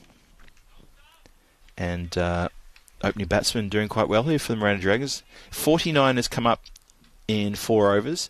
So they're going at a fairly good pace. It's not match-winning pace, but nonetheless, it's a good pace. They're hitting at 12 and over. This is a very good fist of it that the openers are making, and this will be giving good encouragement to the rest of the team in the dugout, looking to come in next when it's their turn. As you can see there, the run rate's just dropped ever so slightly. They're on a bit of a hike, getting up towards that required run rate, and that's just dropped off a little bit. And it looks like it's going to be Samath Patel is going to bowl his second. He went for 9 off his first. Just having a look, making sure his players where they should be. And obviously he's not going to infringe any sort of outside the field, no ball. And that doesn't matter, that's been put right to the boundary line. Fieldsman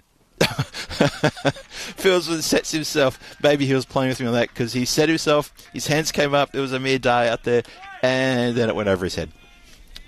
But that ball must have gone very high. I mean, as soon as it was hit, I couldn't see where it went. It went way out of my line of sight. And Amir Dar, he thought he was just in there with a chance towards the end, and then no. That was Dawud Mohammed. Tries to go again. Nothing but air. That, of course, brings up the 50. The 50 comes up in 4 overs and 1 delivery. That's pretty good striking by the Miranda Dragons. So the score is now 55 for no loss. We're in the 5th. He gets a hold of that, but it is going to go into the hands of Shahzad. He looks back at where the rope is. He catches it about 12, 16 inches from the rope.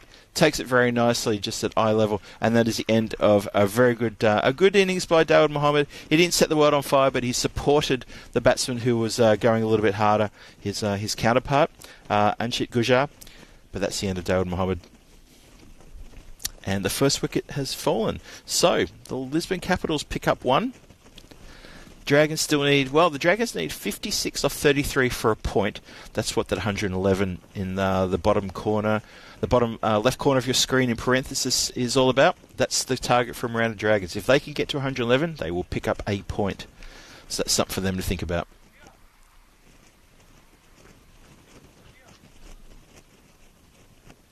Thing about Miranda Dragons is they are at the bottom of the table, so for them the points are academic. This is about them getting time in the middle and playing their shots and getting confident as a team and as a unit. So I think this is all positive for them. That's what I meant by at the start of this match, where I said the pressure is more on the Lisbon Capitals rather than the Miranda Dragons in order for them to try to succeed here and what they're all looking for. And that's been hit very nicely. Very nicely indeed, 'cause it's gone away for 4, out to backward point. And the new batsman is Parveen Gurjar, who joins Anshit Gujjar. It's Gujjar and Gurjar. Got to make sure I get that pronunciation right. Don't want to call them the wrong name. So there's 1 more to come in this over, 1 more to come in the 5th. 59 for 1.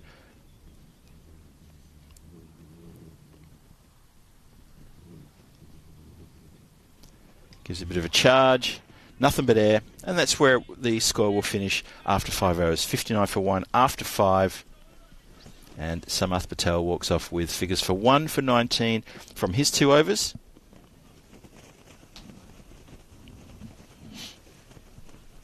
So we're halfway through the batting innings. Batsman's getting a bit of attention to his shoe there from his counterpart. Not sure what's happened there. Maybe his shoelace just come undone. So Anshit Gujjar, who's wicketkeeper for Miranda Dragons, also good at repairing shoes and belting sixes. He's 33 from 16. He's had a pretty good game, I'd say. He effected a pretty good run out as well during the match. Shahan Khan going for a single, sort of slowed up a bit as he got to the non-strikers end, unaware that the keeper had received the ball from the outfield, and he threw down the stumps. It was a very good bit of fielding. That's been clipped down the ground on the onside. Dark comes in from the mid-wicket boundary, cleans up, just the one run. This is Shahzad back for his second.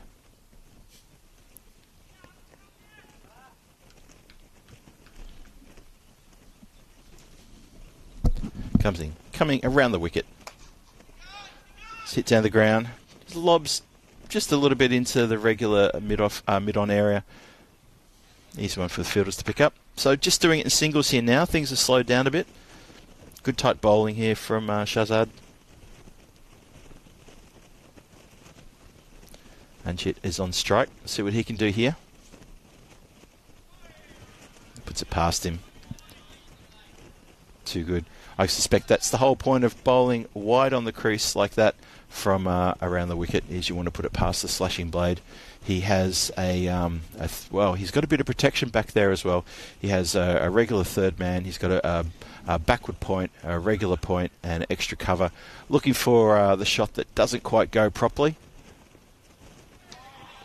That's good bowling. That's just very good bowling. Another dot ball. 61 for 1 is the score. And Najam Shahzad is pretty sure he doesn't want to have any runs taken off his over. He's only gone for 11 for his 1.4.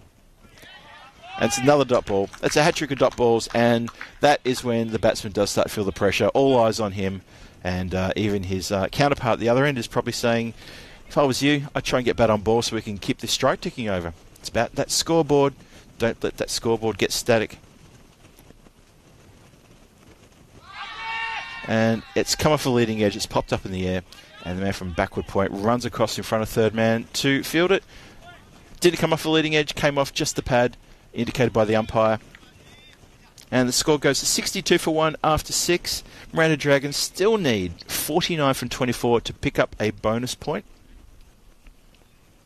Still a bit of work to do. Not sure if they can do that, but, you know, while they're there and while Anshik Gujar is hitting the ball well, despite those dot balls in that over, we'll see. Parveen Gujar has just joined him recently, and they're looking to build on the good start that was made with the help of Dawud Mohammed, who was the first wicket to fall.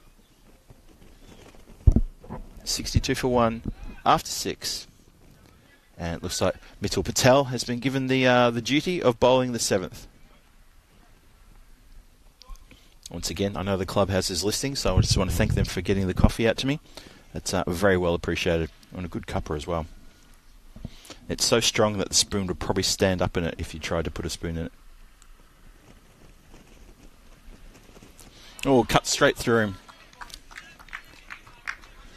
Yeah, not sure about that. The batsman there, who's the wicketkeeper for the Miranda Dragons, that's Anchit Gujar. He was hitting the ball so lovely in the first couple of overs. Really some sweet hitting, clever strikes. And he's struggling to find a boundary now. He's struggling just to get bat on ball. And the bowling has picked up a little bit here. Now that's gone up in the air. 3 fielders coming in. One of them calls it, and he holds it and does very well.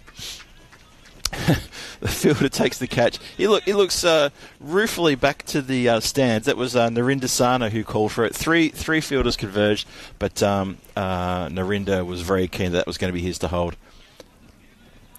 Yeah, he took the catch, and suddenly he just turned around and sort of looked towards the stadium. I know maybe there was a couple of people in there who were trying to put him off or something. Not sure. But he took the catch nonetheless. Good out for catch. Been some very good catching today on both sides, to be honest. Haven't seen many catches put down. And that is the second wicket.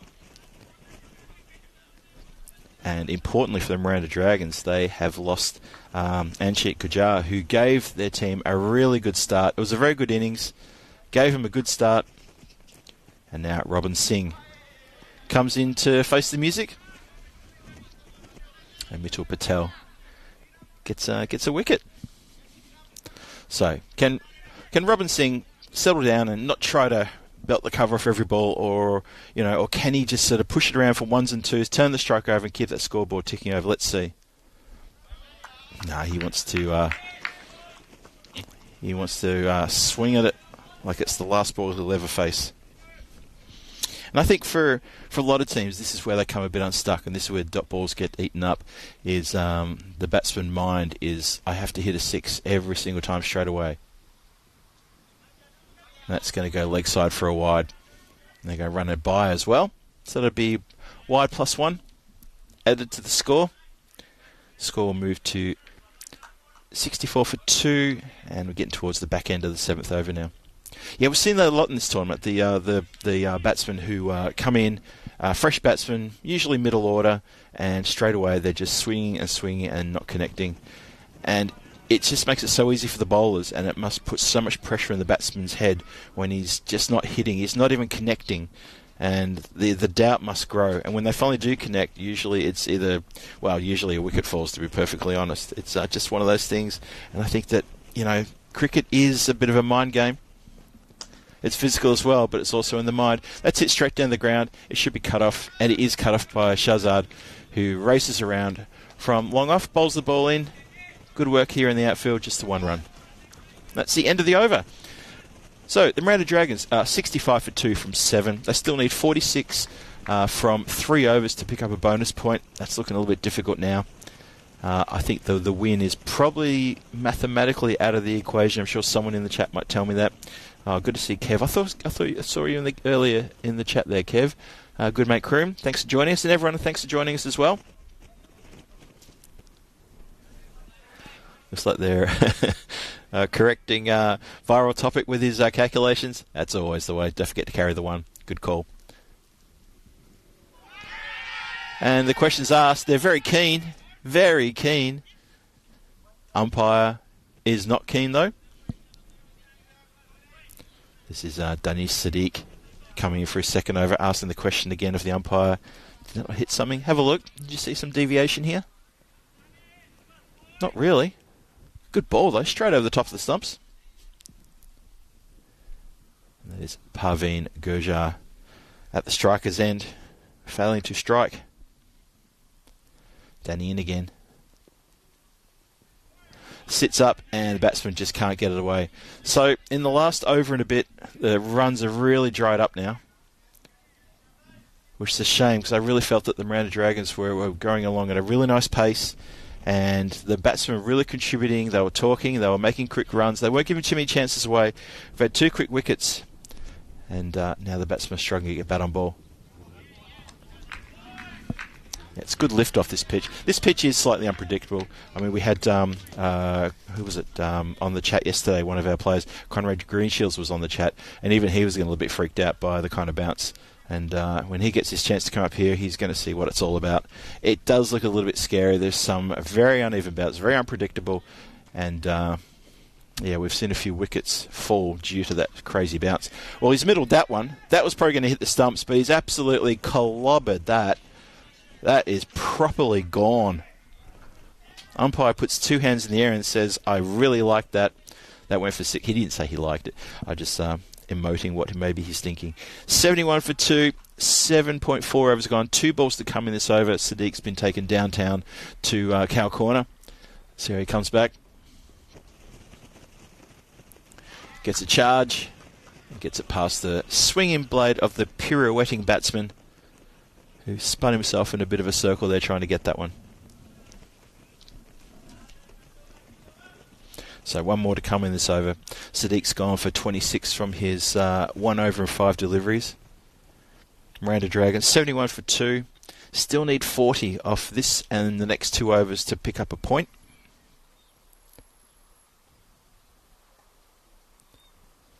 And finishes with a dot ball.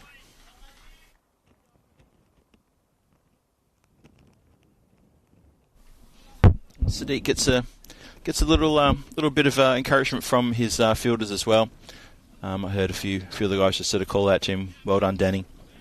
That was a good over, finishing there. Only went for 6. A lot of dot balls in there as well.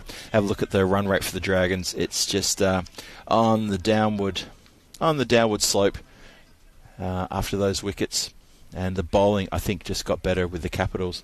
But the Dragons are still there. 71 for 2. Got 2 overs to go. They'll be looking to force themselves to get up to about 100 here, I think. They need to, just in their minds, to be able to do that, just to set themselves in the right mind for the next game. They need to bat well here in these 2 overs. And a quick run through for a bye. Shy at the bowler's end. Dar has to wear that one on the hand as it comes in pretty hot. And again, that's Robin Singh, who's just looks a bit out of sorts, to be perfectly honest. Just swinging heavily there. Doesn't make contact. Puts the head down and just goes. And he makes his ground. So Parveen Gurjar wanted the strike. He's got it. What can he do? Another dot ball.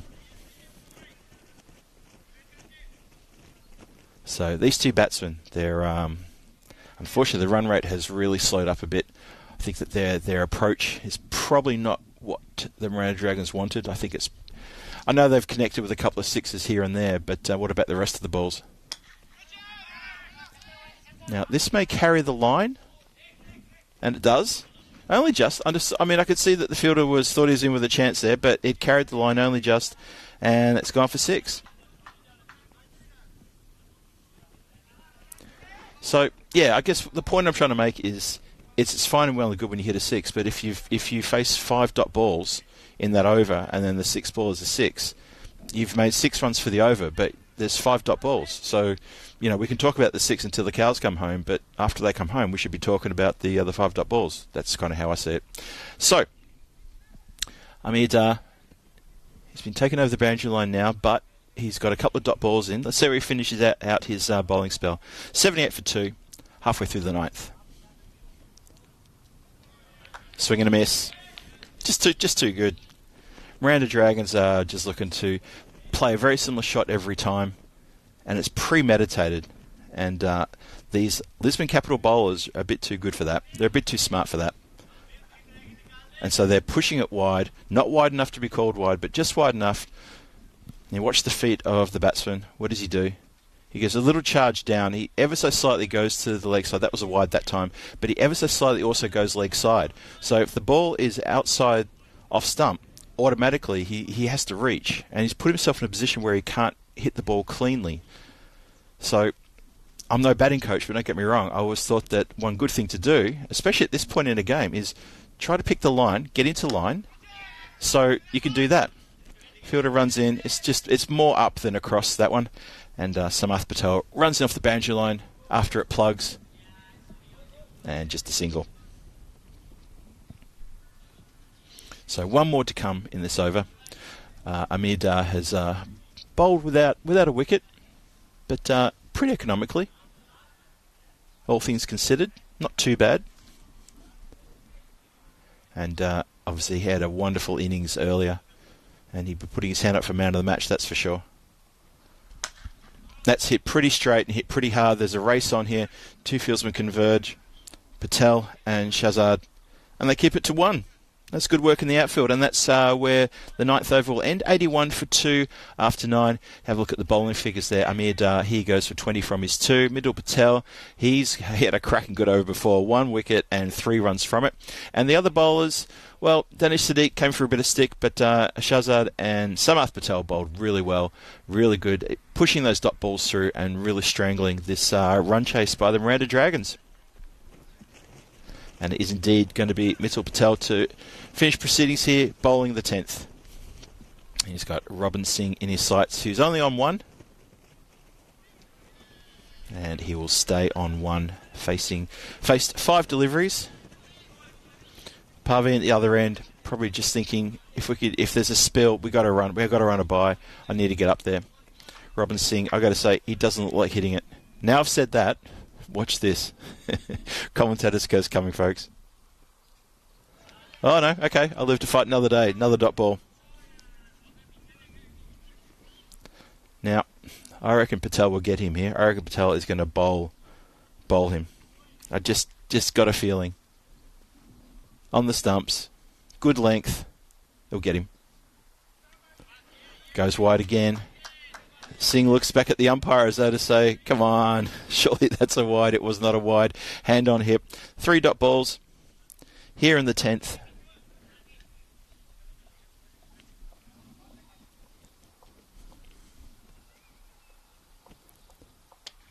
Well, he's got a hold of that. It's gone straight up. Keeper wants it, and keeper takes it. Well judged catch. Called the fielders away. Took a very well judged catch that Shahan Khan gets around and takes it in around about a 4th, 5th slip position, and that is the end of Robin Singh's, well, languished innings where he just scored 1 run off a number of deliveries. Couldn't find the bat. Well, actually, he found the bat. He couldn't find the ball. That was the problem, and just couldn't get going. So he has been taken out completely, and 81 for 3 is the score. 2 to come in this innings, and 2 to come in this game. And it's Bilal Tariq who strides out to the crease to face the second last ball. He winds up, gives it a little smash, goes out square towards point. Fieldsman comes around from backward point, and that's just 1 to the total. Score goes to 82 for 3. 1 more to come in this game. It's going to be a good solid win here for the Lisbon Capitals. Very solid win. Great batting performance. Amir Dar at the top there. Tip your cap to him. Played very well. And we finish with a dot. And that is the game. Well done, Lisbon Capitals. They pick up the win. Good, emphatic win over the Miranda Dragons, who showed a lot of fight here in this run chase. The early overs 1, 2, and 3, they did really well. Their power play was probably the best power play I've seen them do in this tournament. Really good. I think they got up around 38 after the power play. Really good hitting there from Anchit Gujar during that time, but it fell away in the middle, and it fell away at the end. I think even worse there when just so many dot balls. The bowlers getting past the batsman with consummate ease, but not losing wickets. That's one thing. They weren't losing wickets in a hurry like they did in their earlier games, and that shows to me a bit of growth in the Dragons as well. They're still finding the good combination of the team. They're still trying to work on that chemistry of, for different occasions, the right team, the right batting order, the right bowling order. It's a work in progress, and you can see things are changing for them. So we might see a different Miranda Dragons team come out and play the next game. See a different approach possibly. Lisbon Capitals have banked the points in this game, and that will put them up into 3rd place. So they leapfrog over the Werewolves, who then fall back down into 4th place. So the Capitals, good work from them, and it all started with their batting when they were put into bat by the Miranda Dragons, and that's what happened. Sorry, no, that's the recap of the Dragons. Anchit Gujar, 34 at the top order there, ably supported by Dawood Mohammed with an 18, and Parveen Gujar came with a 19. The other batsmen not really contributing. Extras were kept very low as well. Finally, it was 82 for 3. The innings did fall away, unfortunately, for the Miranda Dragons, but they started very, very well. They will take a lot of encouragement from that. I know they will, and there'll be a lot of good talk in their huddle about what they did right and what they can capitalise on going into the next game. The bowling was pretty good from the Lisbon Capitals, as you'd expect. Najam Shahzad, very economical at the top there. Mitul Patel, his 2 overs at the end, really dried up the runs. Just kept pushing dot balls through as though it was something he's done all his life. It was just very, very easy going. So Lisbon Capitals made 158. Led by Amir Dar with a fantastic 75 from 28 deliveries. He's my pick for man of the match, that's for sure. Samath Patel, good assistance, and Shahan Khan came in for a cameo with a very quick 16 off 6. And the Miranda Dragons, well, it was always going to be tough, but they made a fist of it, and some good scores there, some good quick batting there from Anchit Gujar. Really impressed with him. So we've got the return match. Match 20 is coming your way very soon. 42 minutes and 30-odd seconds until that game starts. Now, we're interested to see the table at some point. We'll do the calculations. We'll update the standings. We'll be talking about that sometime as we get into the second match, match 20, and that is the last of the Group A games. Remember that. Group A comes to an end after that game, and then we're going to switch over to Group B from tomorrow night. So tomorrow, Friday, we have got the Rangers Cricket Club against the Coimbra Knights for a double header. So that is the first of Group B. We'll talk more about Group B later on.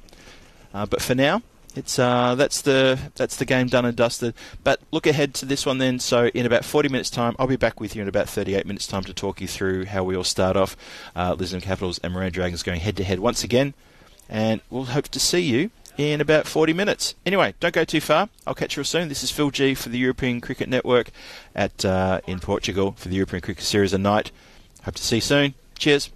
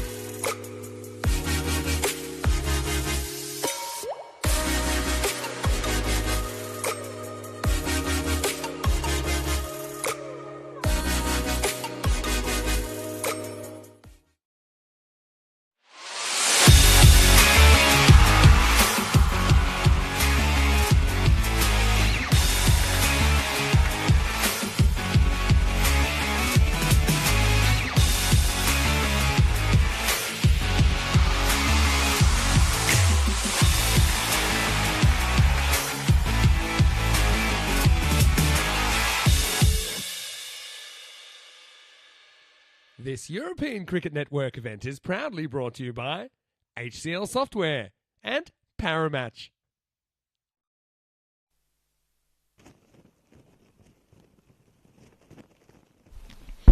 And welcome everybody back to the lovely Estadio Municipal cricket ground at Miranda de Covo in central Portugal. This is Phil G for ECN, bringing to you live the European Cricket Series at night here in Portugal at this lovely ground here. The light towers will come on very soon, but at the moment it's still bathed in sunlight. The shadows are getting quite long as well. We'll see those towers come on very soon, I'm sure of it, because we'll need it in the second innings of this match 20. And this is what's coming your way. We've got match 20, Lisbon Capitals versus Miranda Dragons. So before we talk any more about that, let's have a look at the very important coin toss. Tails. Tail is the call. And tail is it. We're gonna bat first. Lisbon Capitals won the toss and they are batting first. Looks like the Lisbon Capitals have won that coin toss, and they are going to come out and have a bat. And I would have suspected if they would do that, if they win the toss, they're looking to amass a big score. And have a look at that. They've got a pretty strong batting lineup. That is exactly the same team as we just seen in the previous match. And they're going to be led out soon with Amir Dar will open. Be interested to see who he opens with. Will he open with Danish Sadiq again, or maybe they might elevate Shahzad, or even might elevate Shahan Khan? Let's see what happens. Be interested to see. I'll report it to you as soon as I know it. You'll know it. Hold your breath. And Miranda Dragons, one change. Ravinder Golan comes in, and it is Wasim Ahmad is out. Just the one change from Miranda Dragons. Well, I've got to say, Ravinder Golan, I really was impressed with his batting a couple of nights ago. Made a very quick 538 off no time at all. And if you can replicate that, that could change those percentages. It won't, because they're set in stone now. So, computer says 87% chance for Lisbon Capitals to pick up the win here, and only 13% chance for the Miranda Dragons. Don't forget, tomorrow, T20I action coming your way from Romania, the Continental Cup, which is always a fantastic cup, hosted by our good friends, the Romanian Cricket Federation. And Danny Hudacek will take you through 3 days of T20I action, starting with Gibraltar against Bulgaria, Hungary and Gibraltar, and then Romania, Bulgaria. 3 matches for tomorrow and on Saturday, and then finals on Sunday. Tune into that. It's going to be a belter. Always a really good tournament, the Continental Cup, and you can see the up-and-coming events, a lot to do. So Estonia goes into its finals tomorrow. That's going to be very, very good. Rico Full and Charlie Hunt doing the job there. I got myself here in Portugal. We've just finishing this game tonight. We'll finish Group A. We start Group B tomorrow. And then we've got England ECS starting on the 27th of May next week. We've got Cyprus ECS and ECI coming up very shortly. And, of course, Prague as well. Just a reminder, the last day of the Netherlands Tri-Series tomorrow. And that is Netherlands versus Ireland in T20I. Going head-to-head. A lot to play for there. Tune into that one as well. Plenty of cricket. An absolute plethora of cricket if you're a die-hard cricket fan. And you are, because you're here on the European Network, tuning into the night series here in Portugal and listening to me, Phil G. Phil G from the chat. I usually have a blue spanner. Right now I don't have my spanner. I need to get one and just colour it blue. So if any photos of me, I'll have that blue spanner. I think it's important. Need to represent. So, Lisbon Capitals, in case you missed it, they won the toss and they want to put a big score on the board. So they said, we will have a bat. Miranda Dragons out there. They picked up a number of wickets in when they bowled last at the Lisbon Capitals. Surprised a few people, but they were a very plucky team. They're very vocal in the field. They kept it together. And, well, let's see how they do here in this match 20. The last match in this tournament for Group A, and then we switch over to Group B from tomorrow night onwards. But for now, let's see what happens now. Capitals have it all to play for to get themselves into second place on the ladder. Umpire says, let's go. Amir Dar is going to face the first ball from Udin. And it's hit up and over for our Maximo to start with. Dropped in the stands by the dugout. Doesn't matter. So Amir Dar starting off where he left off. Made a brilliant 75 off no time at all in the first game here tonight. And, well, let's see what he can do now. He seems to be in top form. And that's clipped off the toes, and that's into the gap. That's 2 in 2. Well, actually, that's gone for 4. That's bounced just inside the line. Apologies, getting a bit ahead of myself there. But that's 10 in 2, 6, and then followed by 4. And Udin filling the wrath of Amir Dar. So it's just repeating. There was just that one change in the teams from the previous match. Ravinder Golan comes into the side, into the Miranda Dragons, and Wazim Ahmad out. And hit uppishly, but there's a player out there at backward point on the boundary line. Gets a good throw back to the keeper as well, and picks up a single. So he starts with a 6, then he hits a 4, and then he's got a single. He goes to 11. The score is 11 for no loss, and it was indeed Shahzad who gets to open the batting with him. I was interested to see who was going to open the batting. Was it going to be Sadiq? They've gone for Shahzad because they want runs in a hurry. They're going to want to amass a big score here, and again, it's about affecting that net run rate so they can be on level pegging with the Lisbon Super Giants, but then maybe run rate might get them into the Super 5. Pushed out to the covers just for a single. Just a reminder that Super 5, I've talked about it a bit, I'm going to keep talking about it. The Super 5, it's how the tournament's going to culminate. We're going to have the top 2 teams from Group A and the top 2 teams in Group B, and then the next best placed team after those 2. And the Super 5 starts on Sunday, June the 2nd. 2 matches there, and then we've got 2 matches for the next Monday, Tuesday, Wednesday, Thursday, and then we go into the finals on Friday. Just tucked around the corner for a single there. So yeah, the Super 5 starts on Sunday, June the 2nd. The top 5 teams battling it out, playing each other once, so that's a total of 10 matches, 2 matches every night, and then the finals will be played on Friday, the 7th of June, and Mr. Maximo himself, Vinny Sander, will be in town to handle that for you and to bring you all the commentary, all the details, all the action, and all the highlights, as he always does. That's been clubbed backward of square. Leading edge, Shahzad just leans into that, puts everything behind it, and it races away. Fielded by one of the ball girls down there hiding next to the light tower. First over goes for 17. So the Lisbon Capitals are on their way with a big first over. I think we can expect some big things here.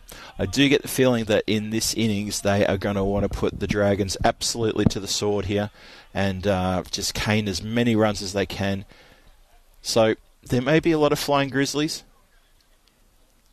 I know we've seen a few movies about bears losing it. There was a great one, sort of like a comedy horror, came out last year, wasn't there? So if we see some grizzlies flying through the air, that's what it should be. That's what we expect. Raining bears. And that's a wide delivery. That's Pavin Guja starts with a wide. Bit of a wild throw. Everyone's trying to back up though. A call of AAA from somewhere in the field where I think they're just saying, guys, let's settle. Trip Denny saying we've got one more week of Phil. You certainly have. I'm here until Sunday. Not this Sunday, but the Sunday after. So you still got me for another 10 days. I'm only halfway through my my tour of duty in the ECSN colours. So we're halfway there, as a very famous 80s and 90s rock band would say. But we're not living on a prayer. Anyway, good to have you all here. Good to see you on the chat. I can see a lot of blue spanners in the chat. I can see some non-blue spanners. You're all welcome. Of course you are. It's lovely to have your company. Let's enjoy some T10 cricket tonight. And that is a lovely shot in anyone's book. Bang! Shahzad starts the Shahzad party, and he hits it out. Wow. All the way into the production office, pretty much. Nobody wants to go and get that. They're a bit scared of the production crew. It's a big hit. 25 for no loss. This innings is only 7 deliveries old, and it's in danger of blowing out. We shall see. Rob Thompson joins us all the way from NZ. Good morning to you, Rob. Thanks for joining us. Always a pleasure. Umpire scrutinises that white grizzly spherical ball. Make sure it's still holding its form. I've got to say, they hold up pretty well. Shout out to Grizzly Best Sports. Wide delivery. Chased. Doesn't connect. Sorry, I just punched the microphone then. Things I do, huh? Things I do. 26 for no loss. Now, Pavin Guja, he's been hit for a 6. He's bowled a wide. Needs to hold his nerve here. And that's got a bit of a streaky edge. It's going to run away. Looks like Robin Singh down there with the duty at fine leg. Gets the throw back in. And just the one run. So 27 with no loss. Early days in this innings. Amir Dar, who's in fine form, is on strike now. And there he goes. Shot. Absolute fantastic shot. The consummate ease in which he just leans into that and lofts it. I mean, it was a loft, but it went a good 85, 90 metres. That has gone a long, long way. It's funny, some of the batsmen, when they lean into their shots like that, you see them really throw the kitchen sink. He just eases into that. And that's a bit of a gimme. Bit of work there for Robin Singh to get behind that ball and stop it, get to the boundary line. I think by his body language he didn't. No, it's all good. I thought the way he just sort of slowly went and picked it up, I felt that was a bit of a, oh no, I've missed it again. But no, it's all good. 34 for no loss, 1.4 overs. 2 balls to come in this over from Gajar. And that's being given a wide by standing umpire Buck Stoneman.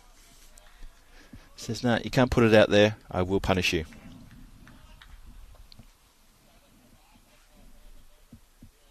Very, very wide. So this over is worth 18. Still 2 balls to come. Shazad on strike. It's well taken by the keeper. Saves potentially a couple extra buys. He doesn't save the wide, of course he doesn't. It's still a wide delivery, but good acrobatic work by the keeper behind the stumps. Watch this take. Unsighted as it goes across the batsman. Very good take. Good athletic work there. Lovely stuff. Shazad on 12 from only 4 legal deliveries faced. He's faced a few wides though. And that's on the stumps. That's better, but that is hit with absolute power. 1 bounce, 4 runs through the deep mid-wicket area. So both these batsmen get set in the next over and a half. It's going to be a long old time in the field here for Miranda Dragons. And this score is already up to 40. We're not even done in the second. So you can understand what I'm saying. It's going to go. It's a better delivery. Just tucked away on the offside. Shy at the stumps. Makes it difficult for the keeper. Oh, not very well backed up by Robin Singh down there at fine leg. Gets away from him. There's an extra overthrow. That will conclude the second over. Just a reminder, the Lisbon Capitals won the toss and elected to bat. Obviously, they have a duty here and a mandate to get on with it and to get the runs on the board. 2 overs gone, 42 on the board. It's a pretty good start, you'd have to say, averaging 21 and over, and that's their game plan. As you see by the table there, if they can get 4 points out of this game and a really good boost in the run rate, they will put themselves into second place, and that will assure them of Super 5 finish. If they can't get the extra point, or if their run rate is only as good as 2.555, the Lisbon Giants get into the top 5. It's going to be edgy, streaky, just over the head of the fielder down there. Oh, Krishnan Kumar, if only you were a little bit taller. Very streaky edge. Falak Zeb is the new bowler. Can't believe his luck, or his unluck. Look at this. And it was a very dangerous Amir Dar. Just needed to have a taller person down there. Not that Krishnan Kumar is a short person by any stretch of the imagination, but it's just gotten through his fingertips. Zebin. Cracking delivery. Too close to the body for that shot. Really good bowl. Thinks about his bowling, he does. Had only bowled 1 over in the previous match, and he got hit for 6, followed up with 4 dot balls and then a wicket. Very, very good bowling. Unfortunately, didn't get a second over. Bit wider, just chopped down to the ground, out to point. Probably more extra cover than point on the offside.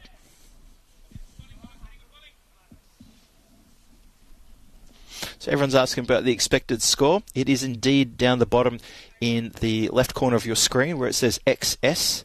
I can see some of the guys, some of the moderators, the Blue Spanner crew pointing a few of our viewers to that. That's exactly what they're talking about. XS next to the run rate underneath the current score. Oh, that's gotten up. That's a good delivery. Good height. Misses the hook shot. Can't believe it, says the batsman. Can't believe it wasn't called a no ball. Let's have a look at this again. It wasn't that high, Najam. It wasn't that high. Nice try. We all see things certain ways, don't we? When he looks at the replay, I'm sure he'll change his tune. Zebin again. Oh, there's no doubt about that. Leg side wide.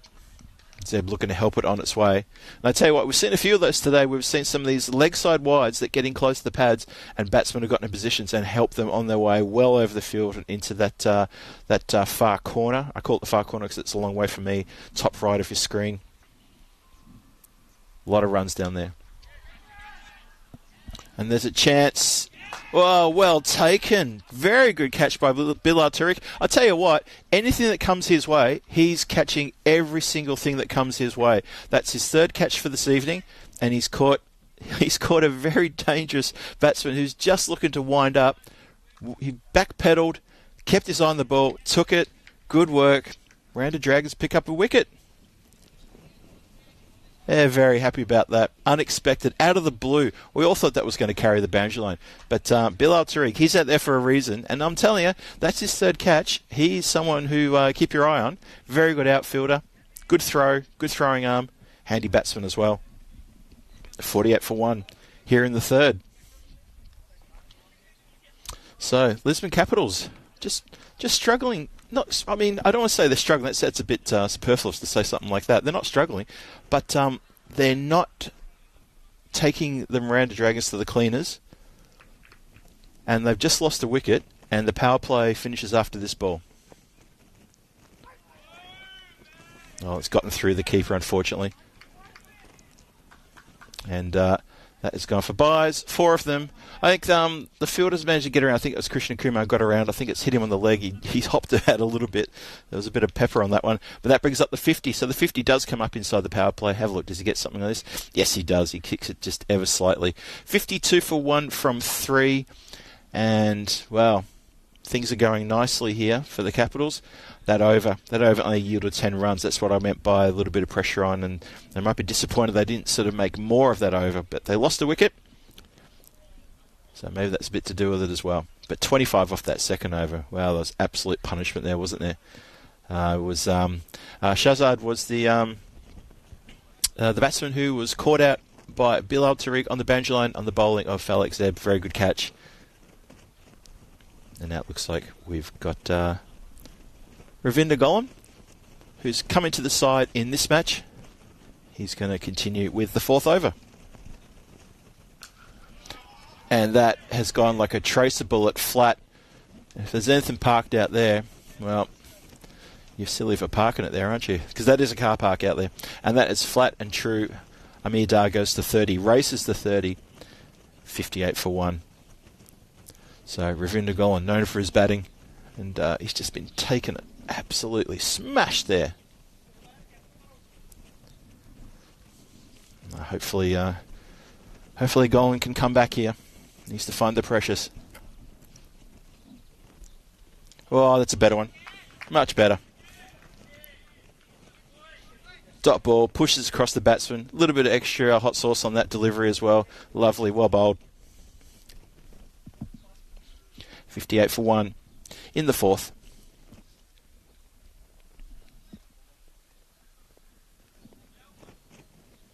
Comes in again. That's a bit fuller. That thud's just hit the pads. Amir Dar wanted to get back on strike. Nothing happening. Good throw in. So Danish Sadiq gets his chance. He's only faced 1 delivery for no run, so he's still sitting on 0. I think that means he's sitting on a pair right now. He went for nothing, I think, in the first game. Correct me if I'm wrong, chat. I have been wrong before. I will be wrong again in the future. So, Gollan, can he get Sadiq?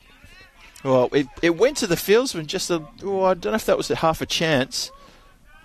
Just slightly through the legs of that cover fieldsman. 1 run. He's off the mark, though. For him, that's the important thing.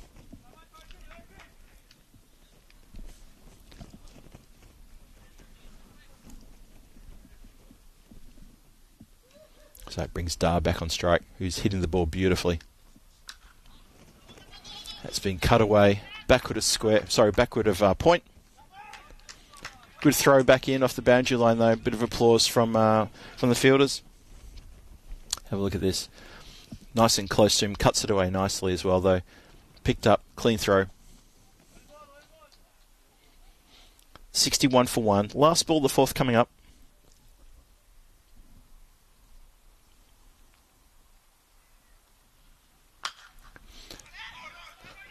That's been. Oh, there's danger here. Not sure. Fielder wasn't sure which end to go to for a possible run out there. It was in two minds. In the end, it's a dot ball. Fielder lost it for a second in the sun, I think. Gets it back. So their run rate. Their run rate's at 15.25. You can see there it's taken a downward spiral. Shahzad got a little bit bogged down, and with his wicket going and new batsmen coming in, they're going to take a little bit of momentum to get back up again. But 15.25 is the current run rate. Still on track for a score in the 150s, 160s, I'd say. No, expected score is indeed around 155. There you go. Thank you, computer. Amir Dar facing Zeb, second over. Gives him a charge, misses. A little bit uncharacteristic that from Amir Dar. I haven't seen him charge down the pitch this evening in the previous game or this one. I think he's better off just standing back there and letting it come to him.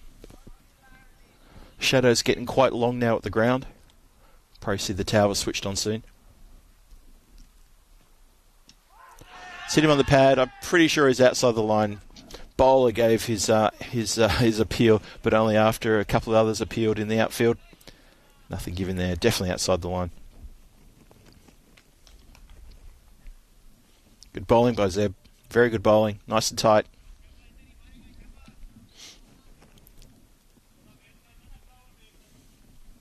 So you can follow it up to Danish. He swatted that down the ground. That's going to be just bounces inside the rope. And that is 4 runs. You can see the little puff of dust come up there, just bounces inside the line. So Sadiq hits a boundary, and maybe that's what he needs is to sort of kickstart his innings. So Dar on 32 for 15, Sadiq on 4 from 5, and Falak Zeb needs to find something else here. Next 3 balls needs to really find something here, get some pressure on. It's a good delivery. Very good delivery of that. His bowling has gotten better, I got to say. When he first started bowling in this tournament, I felt that he was just a little bit wayward and rushing his deliveries, not really thinking about the ball, putting it out too wide and short. But I think his bowling tonight and in the previous night, we saw him two nights ago, lot better. Oh, that's just a bit of luck not going the way of the Dragons. That's a miss-hit, just skied up in the air. And unfortunately, it didn't fall to hands. It fell at a regulation mid-on, though.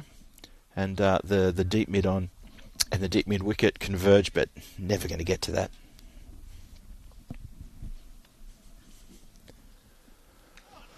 Wow, that shot was there to be played. I absolutely agree with Amir Dar's thought there. That shot was there to be played, but just a bit too much pace on that, a bit too much bounce.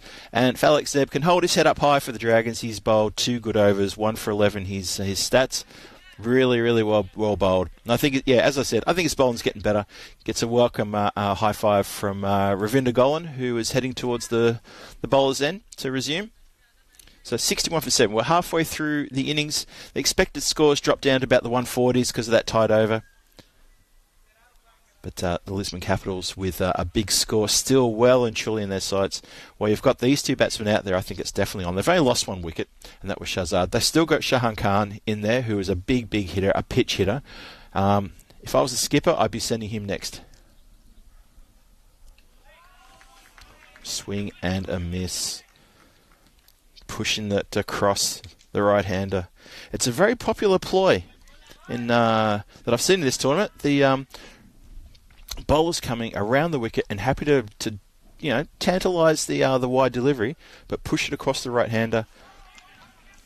Oh, there's trouble here. There's all sorts of trouble. Ooh, bit of it. I mean, backing up there a long way, but Ravinder Golan didn't get the ball in time, and he sort of looked to the skies there to say, "Oh, I thought I might have had you there. I thought you went a bit further." Not to be. As it is, dot ball. 67 for 1 in the 6th. Well, that's gone straight up in the air. Keeper wants it. Keeper's got it. Well, Danish Sadiq doesn't bother the scores too much again. Just a couple of good hits, and he runs off. He wants his next man in there to start things straight away. Good catch by the keeper. Called it nice and early. Said, "That's mine. I'll take that one." No one else was really around. Last thing you want to do is to get under and settle it and have someone run into you because they think they've called it. So Ravinder Golan gets he gets a very precious wicket there. That's a very important one. Danish Sadiq back in the pavilion.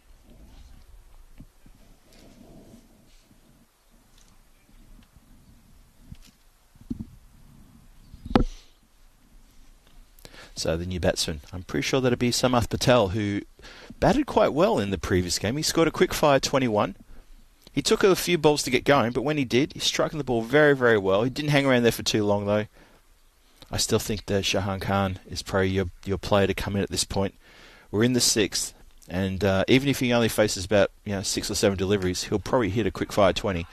Well, having said that, Samath Patel punches it through a vacant point area and picks up a boundary with a very good cut shot. Lovely strike. 71 for 2. So Golan has got 1 for 13. 2 balls more to come in this over. Excuse me. Swing and a miss. Good bowling, good pace, good lift as it goes past the batsman as well.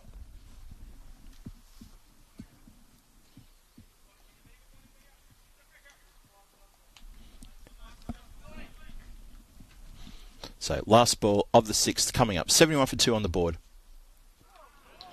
And that's where it will stay. 71 for 2. Dot balls now been eaten up. Samath Patel is a new batsman in this over. He's hit a cracking boundary for 4, but he's also chewed up a couple of dot balls there towards the end.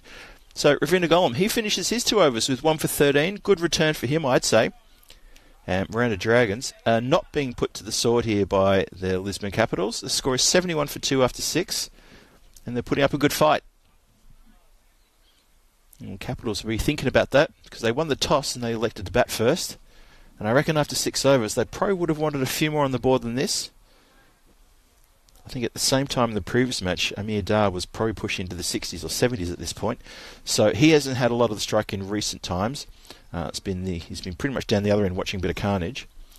But he's got a chance now. Because that's what he does.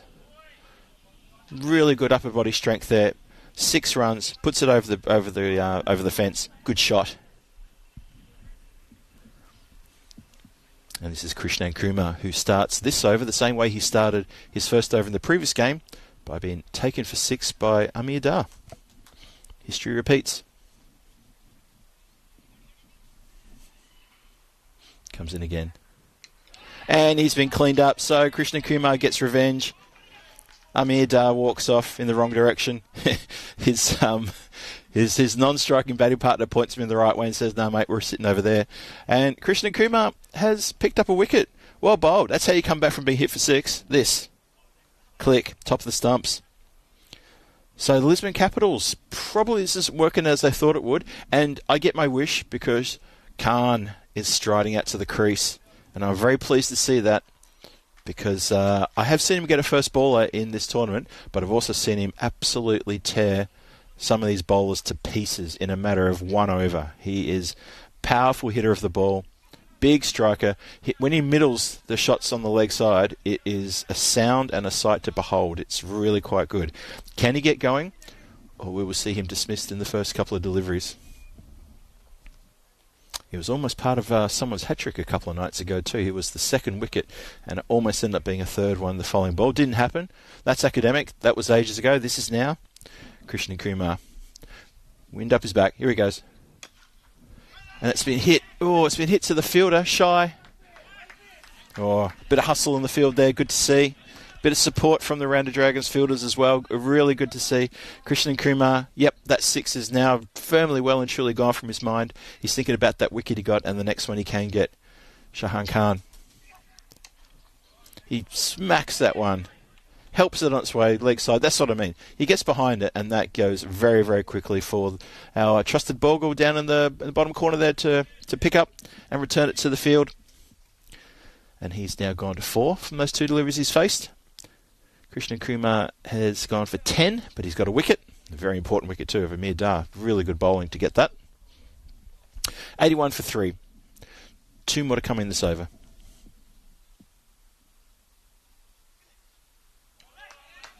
Yeah. And you know what? I'm going to say this. I reckon that's where you bowled a Shahan Khan. I've given him a little rev up and said how much I'm enjoying his batting. But if you keep it off middle and leg, you're really with a chance of getting him. His offside play is not as good as his leg side play. He might prove me wrong here. No, he doesn't. He doesn't prove anyone wrong. He doesn't prove anyone right either. He just loses his stumps. Krishna Kumar gets a second wicket in his over, and that's the last ball of the over, and he has got 2 for 10, so suddenly his figures are looking pretty good. And Shahan Khan, he's still standing there.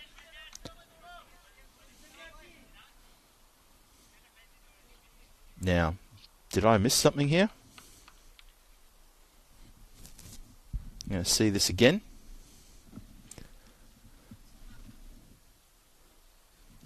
Now, did the umpire call a no ball here? There was a bit of discussion. Well, it's definitely not a front foot no ball, that's for sure. Was it a back foot no ball, maybe? We're just having a look.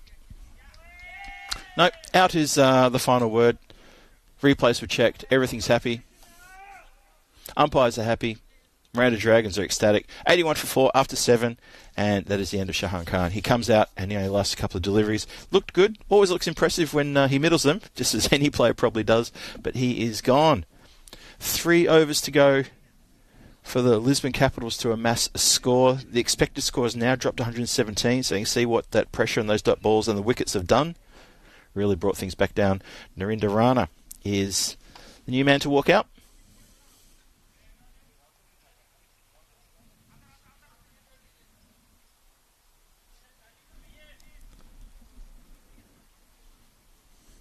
And we're almost set to go here. Looks like it's Ibrahim. And he's been greeted with a big, big 6. Flat, hard, gone. Now, I'm thinking, I definitely heard a yeehaw in the background there. I'm thinking, Narendra Rana, he hasn't had a good run of it recently with the runs. But now he's going to prove things well. He is gone. He's hit that straight to cover. So 4 and out. Oh, sorry, that's Samath Patel. Apologies, Narendra. Of course, that was the end of the over. So Samath Patel hits a really good 4 and then picks out the cover, fields him with a very direct shot. Narendra Rana yet to face a delivery. He'll get his chance, I'm sure of it. And a 5th wicket falls. So Lisbon Capitals, again, I don't believe this is what they expected. And the Capitals have not capitalised. I've made a few puns about capitalising and capitulation and things like that during the week. And my apologies to the team. They're a wonderful bunch of guys, but it's just too easy to fall into that trap. But they've capitulated. Not in a way that's going to make them lose the game, I'm sure, but they probably wanted more than this. That's been just hit out towards a very square boundary. They run in. 2 fieldsmen converge. Throw goes in. And Dhaval Kumar is the new batsman out there. Comes in the middle order. So Rana gets his opportunity. Ibrahim Mohammed with his backup. He's got a wicket in his first over again. He did that in the last game. 88 for 5, 3 to come.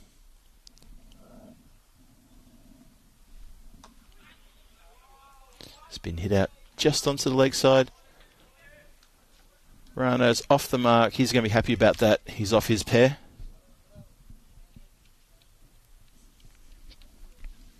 So it looks like Trip Denny's trying to find the movie reference here. Kumar goes to White Castle? Question mark. Yep, that's a fair call. Oh, a bit of a miss hit, just very square of the wicket, just fielded in front of the square leg umpire. And there'll be 1 more to come in this over.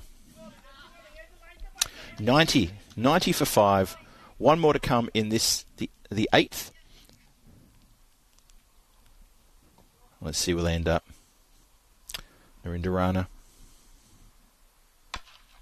He punches that through the mid-wicket area, out to deep mid-wicket, and just a single. And that will finish the over at 91 for 5, the Lisbon Capitals. 2 overs to come. And they're still looking for a bit of a score on the board. So I need to have a quick shout out to a couple of guys in the chat, talking to Karoom, Christopher Ward, Trip Denny, Rob Thompson, all my little Blue Spanish crew out there. Earlier, during the break, I noticed that, Kareem, you put a message on saying, let's see how many movie references Phil makes in this innings. I'm not sure you guys have picked them up, but I think I've made about 3 separate movie references so far, and I don't think you've picked up on any of them. Maybe I'm too subtle. I'm as subtle as a hand grenade in a box of straw. That's who I am.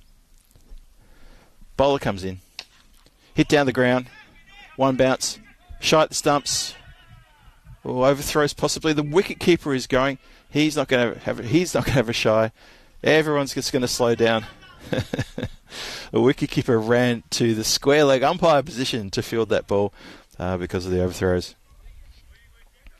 Anyway, it's all good. Krishnan Kumar, having those 2 wickets in his previous over, it's quite right that he should get this over. I'm guessing it will be Ibrahim Mohammed to bowl the last. It's a bit dangerous. It's punched down the ground. Well fielded by the bowler. They go through for a run anyway. Run out at the striker's end. Umpire hesitates and says, yes, you're absolutely right. Absolutely right. That is gone. Gorne, gone.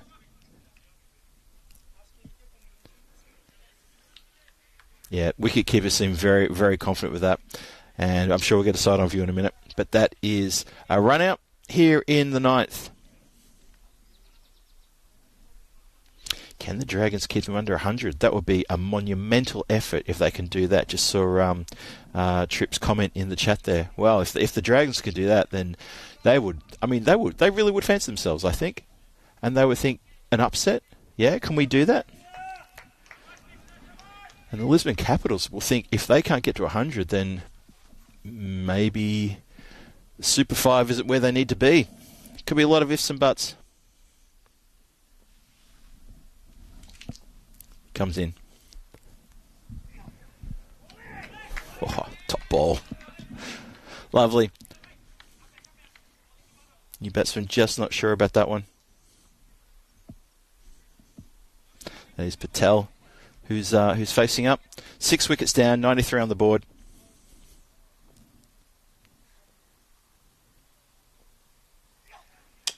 That's been clicked uppishly. It will clear. No, it won't clear. It will clear the infield, and it is 1 bounce, 4 runs. No ball signalled.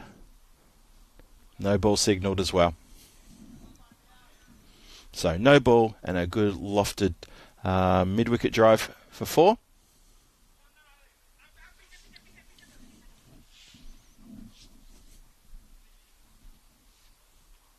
And once the batsman gets to his end and looks up at the umpire will say to him, my friend, look at me, it's a free hit.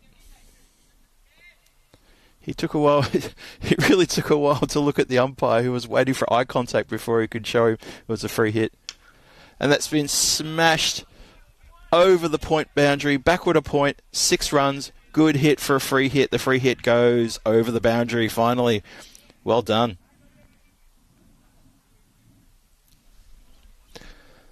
So, 98 for... No, that's the 100 up. Sorry, 104 for 6. So they get the ton. Good work from the Capitals there. They sort of fits and starts really after Shazad went out for cheap, and they've sort of like done well, then sort of got bogged down. Done well, then got bogged down. So 104 for 6. Still 8 deliveries to come. You think 120, 125 will be on the cards. These guys keep swinging wildly. Oh, slipped over there in the covers, but knocked the ball down. Always going to be a single there, but prevents it getting past. Good work out there.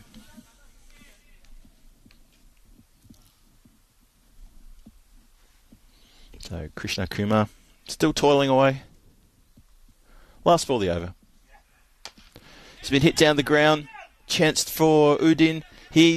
I think he's just fallen on the line. No, I think if we see the replay, I would say he fell on the line with the ball in his possession. It's going to be 4. Yes. His Moshu is in front of me. He's signalling 4. I'm saying it's 4. And Udin, I think he knows it was 4 as well. So I think hopefully we'll get a replay on that.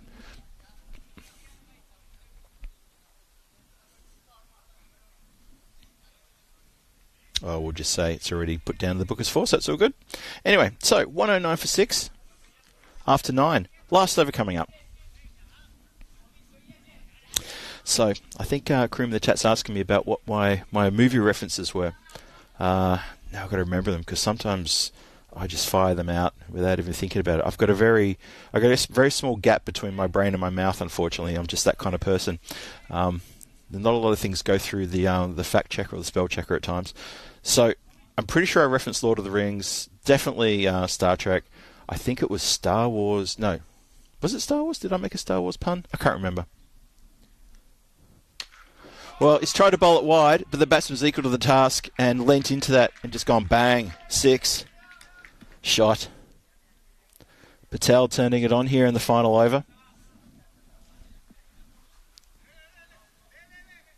115 for 6. 5 balls to come. Dragons, can they hold them back? Can they find some dots just to make sure this doesn't blow out in the final over? Gets a charge, goes backward a square. It's going to bounce away. Bit of fielding practice there for our ball girl. No, got away from her. So, I think Ibrahim Mohammed's going to have a little bit of a think about this. He's down as the skipper, so obviously not too many of his teammates want to get over to him and give him any advice, but I think he might need some. So he's gone for 8 off 2. 4 balls to come. Score is 119 for 6. Where's it going to end up?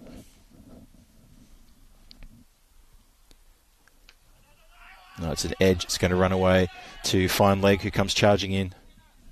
And Robin Singh does good work to keep it down to a single. Good work. 9 off the over so far. And temperature's starting to drop a little bit here too. It's getting a little bit nippy. Lights are on. Still long shadows on the ground. Still a little bit of sunlight around. It's going to be gone very shortly though. Gets it on the full. Turns around the corner. Singh with a bit more work. Gets away from him. And goes for 4. Bowler is not happy one bit about that. He's looking around for someone to support him in his anger. He's very disappointed with Robin Singh down there on the boundary line. It just got away from him. Yeah, I wouldn't even say it took a bad bounce. He just was out of position. It's hit his ankle and gone across the boundary line. Another 4. 13 off the over. 124 for 6. 2 balls to come. Punch down the ground, but straight into the hands of a cover fieldsman. Says thank you very much. There's another wicket. So, Narendra Rana trying to force things along here, and comes a cropper right at the end of the innings. Can't blame him for that. That's what the shot you got to play, isn't it? So, 124 for 7. 1 more ball to come. Expected score says 125, so computer thinks they're going to get a single here. Let's see. Well, usually I associate that orange helmet with Shahan Khan, but he's already had his go. So this must be Mittal Patel. It is. What can he do? Hits it down the ground ever so slightly. 1 bounce, 2 bounce to regulation mid-off. They throw to the stumps. Oh, the bowler spilled it. He wants another one. The cheering from the dugout, it's exceptional. And they do scamper through for a couple. They shouldn't have. They should have just been the one. Unfortunately, Ibrahim Mohammad spilled the ball as it came into him, and they managed to scamper through. There was a run-out opportunity there. So, that's it. Lisbon Capitals have had their opportunity to make a big score on the board. They've put together a good score. Not as big as I thought it was going to be. At one point, they were staring at about a 160, maybe more. At that point, Amir Dar was absolutely letting loose, and so was Shahzad. But instead, they're going to have to settle for, I think it was 127 when the graphics fled the screen from me just as I was about to talk about it.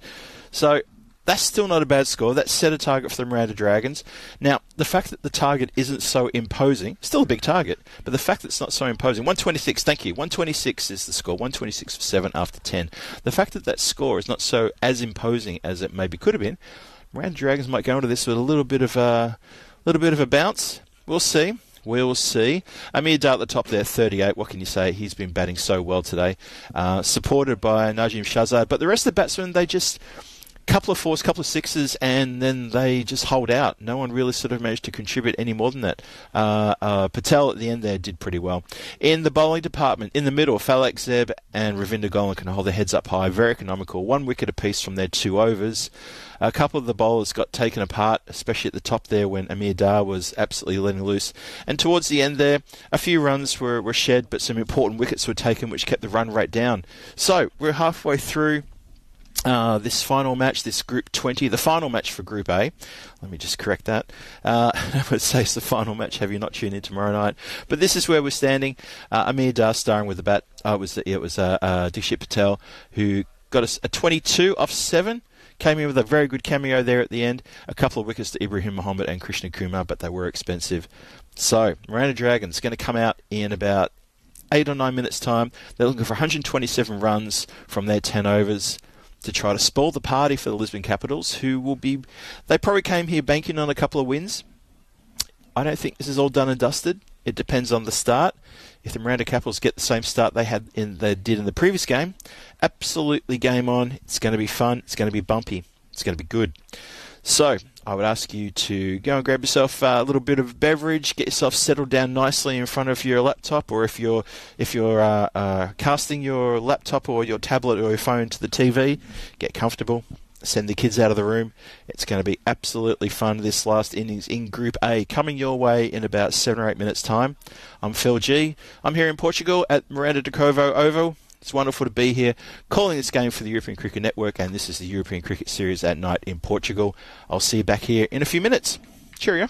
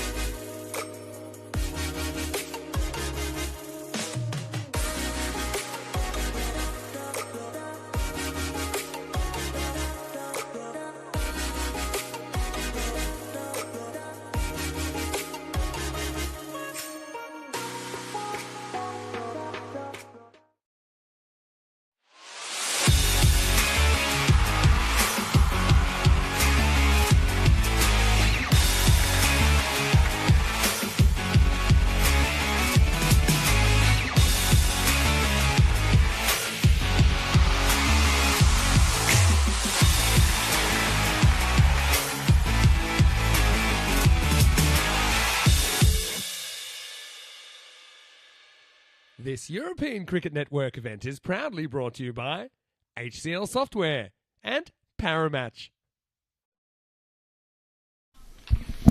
And a good evening to everybody watching from around the world. Welcome back to the European Cricket Series at night in Portugal. It's been 97 matches since the Golden Ball. We will see one tonight. Well, in about 40 minutes' time, I'll be able to answer that question, and so will you, when people stop you in the street and ask you that question. Tomorrow, final day in Estonia. What a wonderful series that has been. It's been a crazy series. Rico Full and Charlie Hunt bringing you the details. Final day. Eliminator, then a qualifier 1, then qualifier 2, and then the final. And, of course, us tomorrow night. Guess what? It's Group B action. This is the final innings of Group A coming your way in just a few more moments. And the Rangers and Coimbra Knights are going to battle out tomorrow for the first Group B match on Friday night here in the lovely Miranda de Kovo Stadium. The lights are on. The sun is only appearing on the stand away to the left of screen. But over the next couple of overs, you're going to see the lights really take effect here. And I can see that Shahzad has the ball. He's going to have the duty of opening the bowling. And I can report to you from the commentary position that the mosquitoes have arrived. That's right.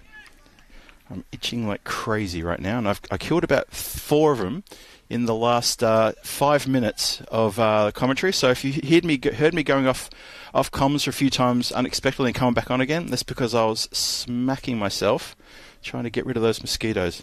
So I'm going to have to take care of that tomorrow. Something to think about. Let's start the run chase. And that has struck Dawood Mohammed on high up on the leg. Bounces away. Umpire turns to the officials and says leg bye. Of course it was. So, Najam Shahzad is going to open the bowling. He has opened the bowling. He's going for a leg bye. The target, 127 runs needed. And Miranda Dragons need 126 runs now because of that 1 run they've collected. Good delivery. Inside edge there. Just skews off down towards fine leg. So just the 1 run there. So yes, 127 after the Lisbon Capitals amassed 126 runs from their 10 overs. So the Dragons have a bit of work to do. Need to keep that run rate going. Can't have too many dot balls bogging them down. Swinging a miss down on one knee. That's Gujar, the wicket keeper, Anchit Gujar. Opened the batting in the last game, did really well, fired himself up with a good 30-something off not many deliveries. Looked very good, looked very threatening. Unfortunately, hold out, and then the innings sort of collapsed a little bit. And that's been, he's been taken out of the equation completely, though. He's chipped it directly to the man at square leg, who's wringing his hand. It's Danish Sadiq. But they get over, and they give him a few high fives. He won't want a high five on that hand that took the catch because he would really rang that. That went very quickly. Falls back, but took the catch as important. But yes, he was. I think he was a bit ginger when they came over to sort of give him the high fives. It was very sort of easy. Maybe with the boots like we used to do back in the old days. And I got myself another cup of coffee to keep me going. Thank you, Nina. You are the best. Appreciate it. Thank you. And just a cheers to everyone in the chat, wherever you're watching from. Thanks for joining us. You're listening to me, Phil G, one of the Blue Spanner crew, and also one of the ECSN commentator crew now. Lovely to be here, and hope you're enjoying the coverage from Portugal, Miranda de Kovo. Well, there's a lot of talk in the field. They're very keen for a very quick victory here, the Lisbon Capitals. They look fired up in the field. They look properly fired up. It's Krishnan Kumar who's the new batsman in. He joins Dawood Mohammed to try to resurrect something here, who's now on strike. But Krishna Kumar gets through with a leg bye. 3 for 1 here early in innings, just getting towards the end of the first over.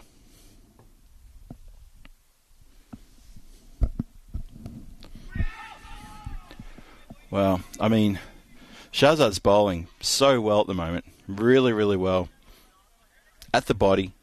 Not giving any inches away whatsoever, just really making it so hard for the batsman. It's 4 for 1 in the first. Dawood Mohammed just the 1 run. Krishna Kumar yet to open his account. And there's a number of, just a couple of extras and buys in there. And that's all they've managed to get. So Miranda Dragons, they still need 123 runs off the next 9 overs. They need to go at 13 and 2/3 an over. So there's a bit of work for them to maintain here, and Dinesh Sadiq is coming on. He went for a little bit in the previous match this evening, so let's see how he comes back now. We shall see.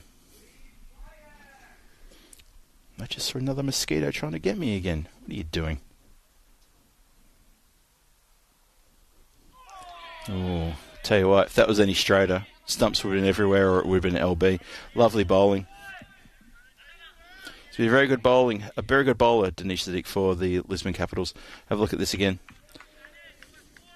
Not express pace, just that away movement. Very, very good bowling.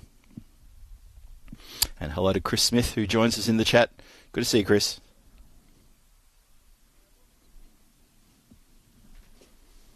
Dinesh in again. And that is a Gundy ball down leg side and helped on its way for 4 runs. Very wide, short, and the batsman didn't have a problem stretching for that one and doesn't let him get away with it. So good shot for 4. First boundary for the Miranda Dragons. Again, need plenty more of those and need to get them pretty regularly as well.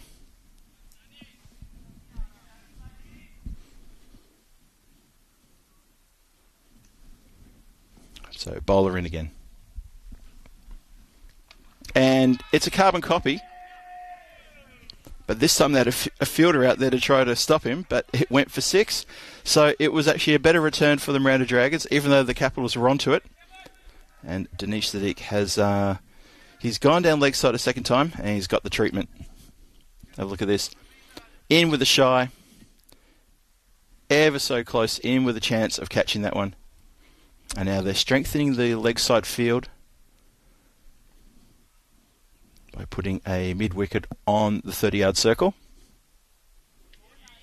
That's a dot ball. So yeah, just before that ball was bowled, the fielder at about halfway to the boundary at mid-off went to the mid-on, about halfway to the boundary, and then a mid-wicket went out right on the 30-yard circle. Obviously can't go outside the circle, because they've already got someone square outside the circle, and then they've got looks like a third man who's outside the circle. Only 2 allowed outside during the power play. So just clubbed into the covers. Pretty easy single there. The batsman feels he missed out on that one. Set up a little bit. He couldn't middle it and couldn't put it away. So Sadiq coming for a bit of stick here. One more ball to come this over. It's 15 for 1. They're chasing 127 for a victory here, the Miranda Dragons. Got a fair bit of work to do. As we smack down the ground, that gets past the fielder there. I think that's Ratul Mattel. And that is 4. It's a good shot for 4.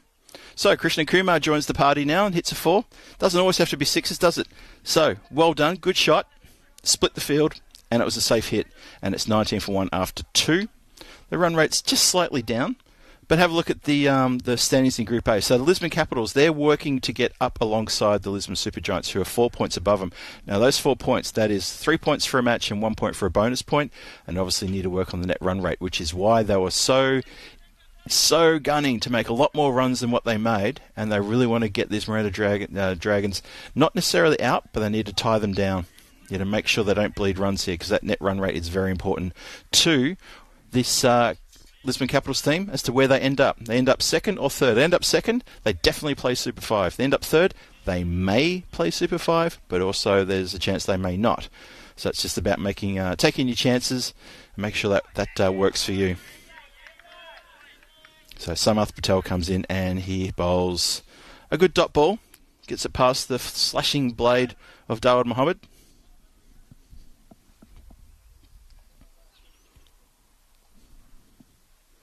So he tries again. Oh, that was, way too wide, that one. Just pushing it a little bit too far and infringing on the tram line. And the umpire says, no, can't do that. 107 needed from 47 balls. Run rate up to 13.65 now. And Dawud Mohammed just chewing up a lot of dot balls here. I think if you come into open, you need to have that mindset of, he's got the mindset. He just needs the execution, doesn't he? He needs to execute this a little bit better. He needs to make sure he gets bat on leather. It's better, although it may be caught. Back pedals. Oh, Shahzad, he just looked down at the boundary line as it went into the hands to make sure he wasn't going to step back, and that was the moment he dropped it. He is gutted. Apologies to the bowler, he says, but he was only just inside the line. It was just when he took that step and he looked back there, that's when he dropped it. Well, Samath Patel, he misses out on a wicket. And now Krishnan Kumar, he needs to see what he can do with the batting now. Try to turn the strike over, keep the scoreboard ticking. Don't let that scoreboard get stagnant, whatever you do.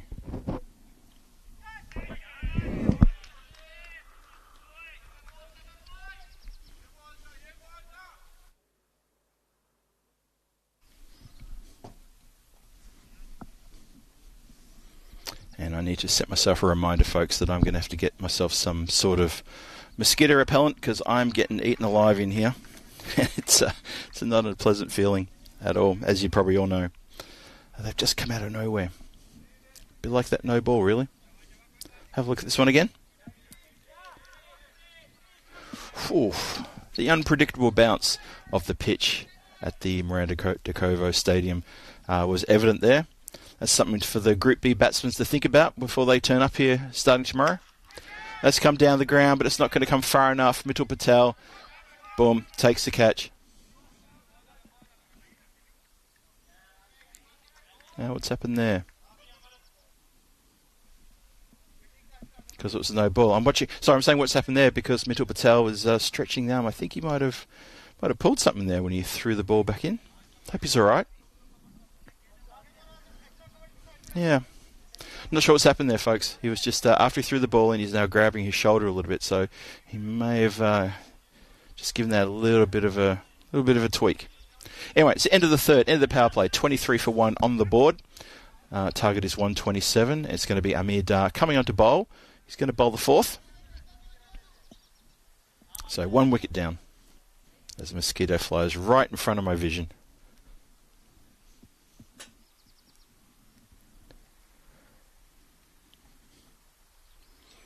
The batsman just waits on that, as he should, as does not express, but he doesn't manage to touch it. Doesn't matter to get anywhere near it. Kroom in the chat saying, got to get a bit of bat on ball. Absolutely couldn't agree with you anymore. It's something I've been saying for quite a few times in this tournament, watching some of the batsmen struggling. Just going for the wild swing, expecting a 6 on every ball. It's not going to happen. You know, need to play the shots. Need to start doing that. Wait for the bad ball. It will come. Of course it will come. But any other ball, you've got to play it on its own merits. You're going to premeditate swipes across the line to cow corner, then your career as a batsman is going to be pretty short. So Dar starts with 2 dots. So we can get a hat-trick of dots here.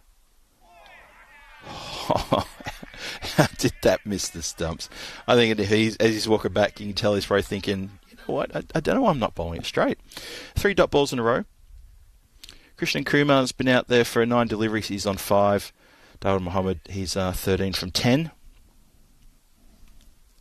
A lot of work to do here for the Dragons.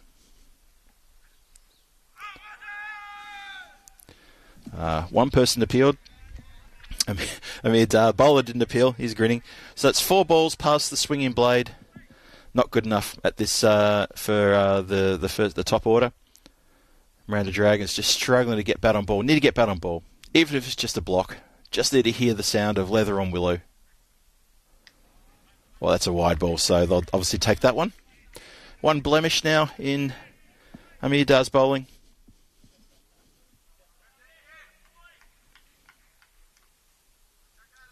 Appreciate the guys in the chat sympathising with the issue I have there with mosquitoes.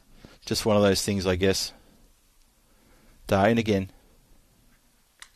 And that's the sound of leather on wood. Unfortunately, it was the wrong kind of wood. And it's spread the stumps. So Amir Dar has bowled 4 dot balls. He hits us with a wide.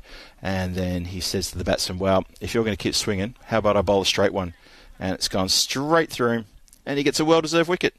24 for 2 in the fourth. 1 more ball to come in this fourth over. And we say goodbye to Krishnan Kumar. His batting here is done tonight and his evening is over. But it's not the end of the over. Amir Dar's got 1 more to come in this over. I like saying over like that. Trip, that's a good point. It's the last match. Swing away in a blaze of glory. Who cares about wickets? I completely agree. Just, what do you got to lose? Go for it. See what happens. Put a bit of scare into the opposition. You know, if you manage to hit a couple of sixes in an over, even just cut the boundaries in an over, great, good. But just hit. There you go. That's gone straight. Amir Dar chases it off his own bowling. He'll let the Mitchell Patel come in from long off. And he fields it. And that will be the end of the over. And that's now 25 for 2. 4 gone. Amir Dar has 1 wicket for 2 runs. Batsman has done some damage to he's done a mischief to his bat. He's calling for a new one. And interesting run rate graph, that one. Little Lisbon Capitals. It went so steep, and after the second over, it's just a gradual downhill grind. And then it came good again towards the end. It was Dikshit Patel did very well. He came out and scored a very quick fire, low 20 odd, 21 or 22 off not many deliveries. Almost didn't even see it happen. He came out and just went bang, bang, bang, bang, and got the score up to 127 for the Lisbon Capitals. Did very well indeed.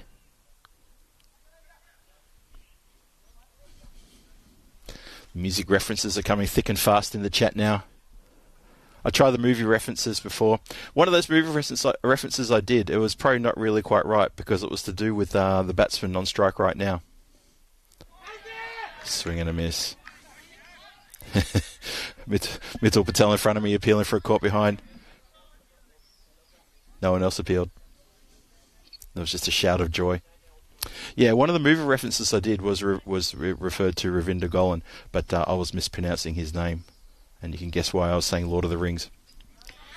Another dot ball. Yeah, so shout out to Karoom in the chat and a couple of the Blue Spanner crew who are wondering what I was talking about. I dropped the word precious twice in the chat when not in the chat, in my comms, when Ravinder Golan was bowling. I said he took a wicket, and I said that was a very precious wicket. It was subtle. It was really subtle. Anyway, dot ball's getting past the flashing blade here. Samath Patel, a bit of a grin on his face. 25 for 2. Things getting bogged down a little bit here now. Golan, who played a fantastic innings a few nights ago, and we know he can hit the ball. He's the sort of guy who can hit very big sixes. He hit 4 sixes in 1 over, and he completely turned things around. Unfortunately, he didn't last. And they were under hiding to nothing, Miranda Dragons. I think they had to make a lot of runs in no time at all. And he just said, you know what, I'm going to see what I can do here. And 4 sixes in 1 over. Destroyed the bowler. And that's going to squirt away. It's going to run away for 4. Down through a wide fine leg area. Just an inside edge on that one. So Dragons go to 29 for 2. 1 more to come in this, the 5th, and then we're halfway through the allotted overs. The run chase is looking like it's a bit of trouble. They need 98 runs from 31 balls for the win. The run rate's now up to almost 19. Starting to get a little bit steep. That's hit down the ground. 1 bounce, 2 bounces to Shazad, who's down there at the long on area, patrolling the boundary there. Probably like it was a miss hit, to be honest.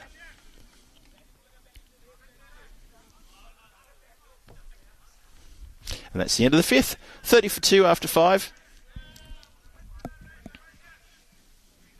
I see. So, yeah, I know it's not worth going back home and look at that, but yes, Ravinder Golan, he took a wicket, and I said, that wicket was very precious to him. And I did make another precious comment. I can't remember what it was. It was so subtle. It was even I can't remember it. That's how bad it was. So thanks for sticking with me there, guys. I appreciate the round of applause. Don't forget to tip your waitress. You don't have to go home, but you can't stay here, and all that sort of stuff. Stick around. I'll be playing here tomorrow night. Enjoy the buffet. Armin Dar comes into bowl, his second over, and he picks up a wicket first ball. Stumps everywhere. Ravinder Golan is gone. He's looking for that boundary down at cow corner, and succeeds in losing his wickets. Amir Dar on here, 2 for 2, and the Dragons slump. I was hoping we'd see a Miranda Dragons team in this game, which was on par or maybe a bit better with the one we saw in the previous game. I thought they put up such a good fight in the previous game. A lot of positives to take away from the previous game for them. And unfortunately now things seem to be sliding ever so slightly. Mishu Moshin is coming out to join Dawood Mohammed, who's carrying his bat at the moment. And Ahmed is bowling very well, economically. Look at this. He's bowled 7 deliveries. He's got 2 for 2. And let's see where he finishes out this over. The 6th over, he's just started. So Moshu facing. Gives it a good club down the ground. He's picked the gap beautifully, and that's gone away for 4. Good shot. Good start. Mishu Motion getting into the groove of things and saying, well, I can do this. Maybe a few of the comments he saw in the chat, he's thinking, yeah, well, you're right. Let's swing the blade, but let's connect. Let's not try to hit everything for 6 over cow corner. And he's played a lovely drive through the covers. 4 runs. Good stuff. 34 for 3.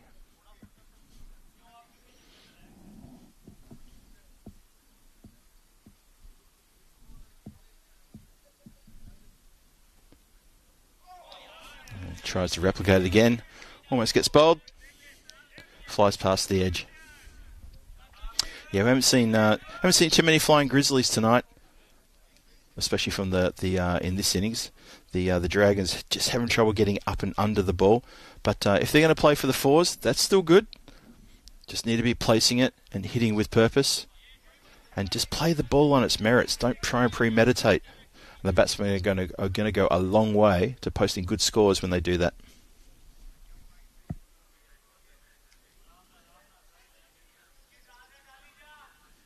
Hello to Patrick Higgins in the chat, who's joined us. Good to see Patrick. Really appreciate seeing you in the chat again this evening. It's not a bad shot into the covers. It does go straight to the fieldsman though, who rifles in a return. No chance to run it there, but it did go straight to the fielder. Just a couple of metres left or right of that fielder. Could have been on for a couple. They do have protection on the boundary. There is a boundary rider there. That is Narinder Rana on the point boundary. So he's backing up his point and covers, patrolling there like a hungry wolf. Oh no, that was the other team, wasn't it? And it's a wide delivery. I mean, just losing his way a bit here. He was so economical, so good in the first over. He got 1 for 2, and then this over just losing it near the line a little bit here. Bit concerned for the Dragons though. They need 52 from 26 for a point. That's still possible, but the 52 they need for the win is starting to look. It's getting further and further away. Need to find someone here who can stand up.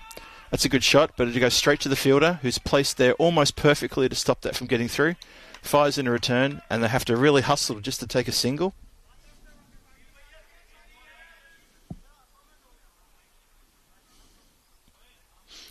Loving the music references coming through the chat there. Bit of GNR. Cheer up, Sleepy G as well. Is that talking about me, Phil G? Cheer up, Sleepy Phil G? I'm not sleepy. I'm full of caffeine now. It's all good. Hamid coming in. Last ball of his spell. And that's some pretty good footwork out there. I hope he hasn't hurt his foot there by stretching to stop that one getting past. I wonder if he needs a magic spray. No, I think he's moving okay. That was some very good work out there. It was hit around the corner. Have a look at this. Stuck out the boot. Boom. I'll tell you what, if you cop one of those, you cop that on the ankle bone, you know about it. So, not a great batting card there for the Miranda Dragons. Dawood Mohammed is still out there. I feel like he's only faced 11 deliveries, but it's been 6 overs old this, so he hasn't really seen a lot of action recently. Amir Dar bowling very straight with 2 wickets bowled.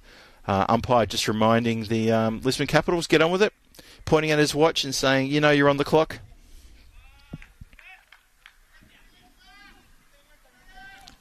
There you go. So 39 for 3, 6 gone. Dawood Mohammed out there on 14 and Moshin on 6. It's going to be Mitchell Patel with the big number 9 on his back with the pill, and he's going to have a bit of a bowl and see what he can do here. 39 for 3. They want to really contain this charge by the Miranda Dragons. Lisbon Capitals, make sure that net run rate of theirs is increased even more. The field is quite well spread. There is a cover but he's just inside the line. It looks like there's a backward point who's just inside the 30-yard circle as well. He's running in now, right on cue. So they are spread wide for some big hits, but I don't think it would hurt them, the Lisbon Capitals, to maybe put in maybe a regulation mid-wicket. Just put a bit of pressure on the batsman, something like that. Try that out. Patel in again. That's gone very wide. Well taken by the keeper. This is a good work behind the stumps there today by our keeper here, Shahan Khan. He's played a pretty good game. 41 for 3. So to get a point, 48 off 23. Still a bit tall. And that's almost in the same spot, maybe a little bit fuller. Mitul Patel losing his way here. So, Lisbon Capitals. Regardless of the outcome of this game here, they're definitely they're clearly going to be in third place. If they can get the bonus point, get the win, they could move up into second place. But my feeling is that this group, if they finish third, I think that they are looking pretty good to get themselves into the Super 5 starting on Sunday the 2nd of June. Free hit signalled. Dawud Mohammed, what can you do with a free hit? Well, that's just bobbed up and gone over the keeper, and looks like it's just going to be the one run, and it is indeed just the one run. So, opportunity missed there. Leg by signal by the umpire. Came off the body. So yeah, I guess what I'm saying is that I think that the Capitals, the Lisbon Capitals, probably done enough to get them into the Super 5. Obviously, Group B starts tomorrow. Those 5 teams are going to have a say about that. But the Group B looks a little bit tougher than Group A. So Basha, chop down, point, fielder runs in, threatens to shy the stumps, and the batsman's already home. Yeah, I feel that Group B is a tougher group than Group A. That's why I think that if you finish third in Group A, you might end up with actually more points than the team that finishes third in Group B. Obviously, we'll only know that when we get to the final game on Saturday, the 1st of June, when Group B finishes. And then we start talking about the Super 5 that's been skied. And no catch taken. It goes through the hands of the man coming from deep backward point. He's wringing his hands out. Obviously, that managed to hit something, and it didn't feel very good. And so that's a life. And Mitul Patel still wicketless at the moment. That's full, and that's sliced. There's Narindarana coming off the boundary line to field that one. And Moshin moves to 9. Dawud Mohammed on 15. Slow going here for the Dragons. They've lost 3 wickets. They've lost a couple of their big batsmen. 46 for 3, inside the 7th. And that will complete the 7th over. 7 gone, 46 for 3. That's where it is. Mitul Patel, unlucky not to have his fielder take that skied catch. He's actually looking over to him now, maybe trying to make eye contact, maybe trying to give him the look of, you know exactly what I'm thinking. So he'll probably get another chance. He'll probably bowl his next over in at the end of this one. Shahzad comes on. He's going to bowl the 8th.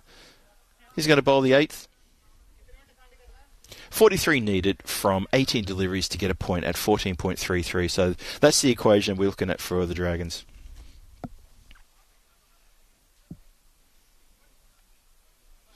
So Trip Denny's gone off to feed the strays. Cool. We'll see you hopefully tomorrow. Thanks for joining us again, Trip. Always love it to have you in the chat. Always enjoy your contributions. And stick around, folks. Let's see where this game takes us. And maybe might even get a bit of a sneak preview at the Group A standings at the end, if we can piece them together quickly enough for you. So Shahzad comes in. Just been dropped almost at nothing on the ground. They tried to effect a run out. Wicket keeper's down on the ground. He was already on the ground. Shahzad tried to kick it to him, and in football style, Shahan Khan tried to deflect it onto the stumps. Not to be. And just the one run, 47 for 3. So Dawud Mohammed, he moves to 15 from 15. He's been out there the whole time. It's been slow going for him, but the bowling has been pretty good too. It's been pretty tight. They haven't given away too many boundaries at all. Lisbon Capitals. Well, I say that, and then catch is taken on the boundary line with about a minute to spare. That's a really good catch out there. Well caught. Very well caught. I think that's, is that Dinesh Sadiq out there who took the catch? Let's have a look. Shahzad gets a wicket though. Yes, Dinesh Sadiq out there at deep mid-wicket. Good catch. 47 for 4. 7 overs and 2 deliveries are gone. And, of course, so is the next wicket for the Miranda Dragons. So Shahzad is successful. Looking around. He's happy. Trundles in. Right in the block hole. Good delivery to a new bowler. It's Zeb is the new batsman. Falak Zeb. But really good delivery. And has it been called for... Yep, called for no ball. And a free hit signalled.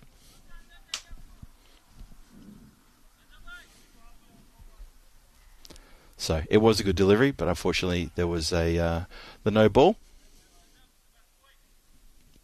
So he comes in again.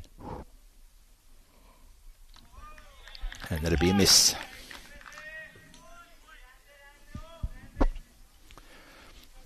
So if you have a look at some of those equations there, some of those numbers, it does look like there's a bit of trouble there.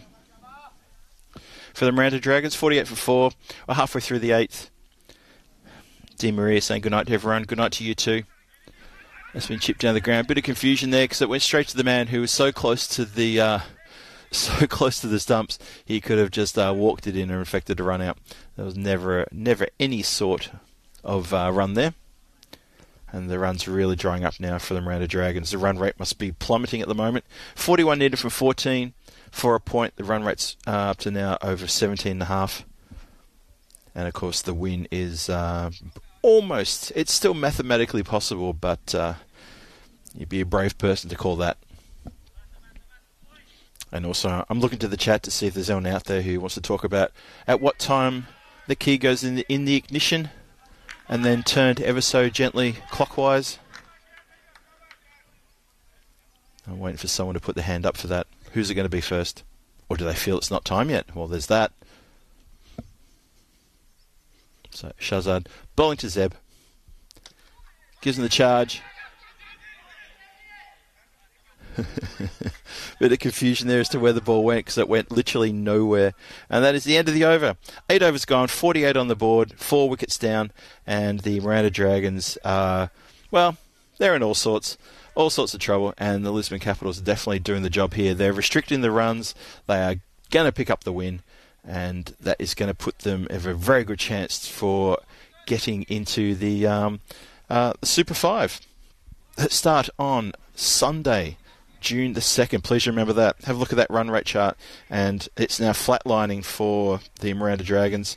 It doesn't seem to be any incline. Again, there's no decline either, but there's no incline, and that's what they needed. They needed inclination in that graph to try to show that they were catching up to the run rate, but it's not happening. So, as Group A comes to an end, we're 2 overs away from the end of Group A, and obviously I can tell you that Punjab CC Amadora and, well, I'm not going to say which team is going to be the next one, but I'll just say Punjab CC Amadora will definitely feature in the Super 5 starting on Sunday, June the 2nd, with myself and Vinny Sandhu commentating the first 2 matches there together here at Miranda Dakova Oval for the European Cricket Series at night. Looking forward to seeing Vinny and looking forward to commentating with him again. It's been it's been about a year, I think, so it'd be good to have that chat with him. Bit of confusion there as a run-out was attempted, and I think the keeper missed everything, which is unusual. So Mitchell Patel, he's bowled without luck. Unfortunately, there was a catch at point, was dropped off his bowling. It went in the air for a very long time, and it was spilled. Now, this is coming down the ground, although it's going to be the bowler himself who holds the catch, and he's got his revenge and he's got his wicket, so he's very happy about that. So, Mishu Moshin, he tries to get on with the job, only succeeds in putting it just over the umpire's head, and the bowler runs back and takes a very good, well-judged catch, and hopefully he'll feel better now about what happened in the previous over, his previous over, where the catch was dropped. but he's managed to get a little W in the column. Gets a little rub on the shoulders from Amir Dar and a pat on the back from Najam Shazad. They're a happy bunch there, the Lisbon Capitals, because they're containing the Dragons, which is going to do wonders for the net run rate for the Lisbon Capitals, which is what they needed to do tonight in these two games. They needed that net run rate to be improved a lot so they could force themselves into second place on the standings ladder, which we may see at the end of at the conclusion of this game. Be interested to see whether they've done it or not. It's been clobbered into the gap between the long on and the deep mid wicket, and that's 4 runs. So Bilal Tariq, who was my pick of the fielders today for the Miranda Dragons, he comes out and he goes bang, 4. That's how you do it. So Chris Smith is the first one to call the car should be started. He's turned the ignition. He's done it. Well, there's the big pirouette as all the weight from the batsman goes into it and it spins him round like a top. And he's back where he started and he realises he didn't make contact. Mitul Patel, 1 for 10 from his 1.4 overs. 2 more balls to come. That's been clobbed out. It's not going to be caught. It's just going to bounce a few times. Deep mid wicket comes off the boundary line and keeps it to 1. The throw, despite the batsman ducking, the throw still manages to cannon into him. That's Falak Zeb. Hope he's okay. So 1 more to come in this, the 9th over. The score is 53 for 5. The 50 came up with that 4 just earlier.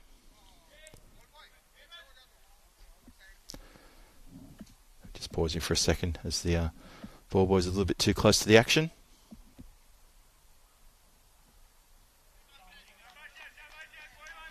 And a bit of a false start there. Just trying to get this final ball of the 9th done and dusted. So bowler in again. And he gives us a wide, unfortunately.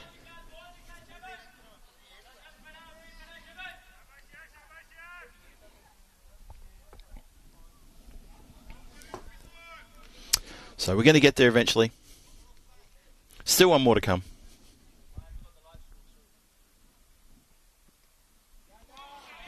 And Zeb, he's been out there for 6 deliveries and he hasn't managed to get bat on ball, unfortunately. And he's still on 0. And that ends the 9th, 54 for 9.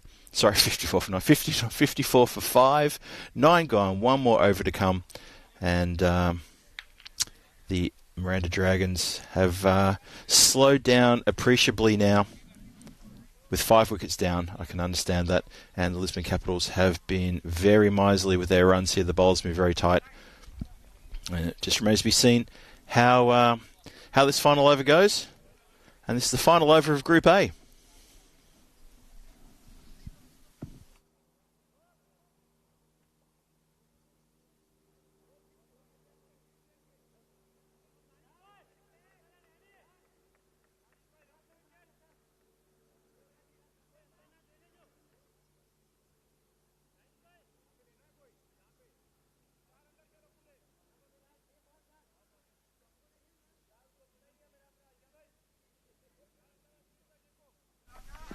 So what do you think, folks? Where's this going to end up, do you think? Final over. And Dinesh Sadiq, and I think it's fair enough that it's fitting that he finishes. I think he started the bowling of this tournament at the very start of game number 1. That's gone straight up in the air. This is a catching opportunity. Keeper wants it, bowler wants it, and they both spoil each other. Unbelievable. Deserved that wicket, does Dinesh, but he doesn't get it. Keeper's running in, he wants it. Bowler's running in, he wants it. Surely one of them should have stepped back and said, you know what, you have it. Whose call was this, do you think? I'm always a fan of saying it's the keeper's call. I know, I was always brought up as a bowler. I'm a spin bowler by trade, opening batsman because I'm forced to. But I would always leave that for the keeper. I'd say, you got the gloves, you catch it. Well, I think he's got all of that. And then some. That's quite a big hit for 6. So, Falak Zeb gets runs on the board with a good hit for 6. It comes into him. It came from around the wicket. He's picked it up clean as a whistle. Good shot. Nice and fine. giving the ball girl a bit of work to do down there. Score goes to 61 for 5. 4 balls to come in this final over of Group A. Yeah, everyone's calling to start the car now. And a gin and tonic. Yeah, I like those sentiments. Just don't combine them, all right? Let's be sensible.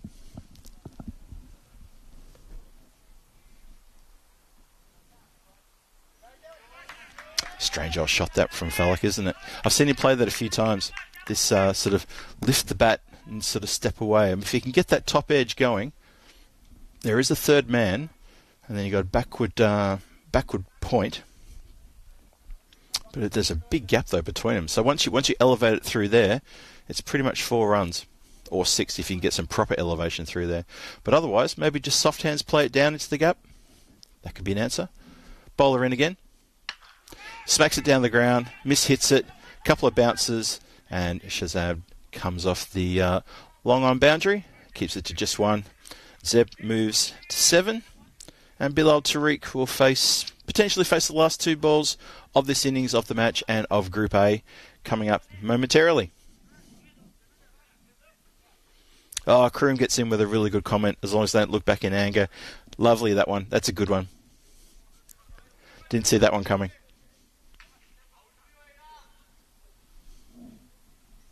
So, Dinesh Sadiq with the second last ball, as long as it's a legal delivery.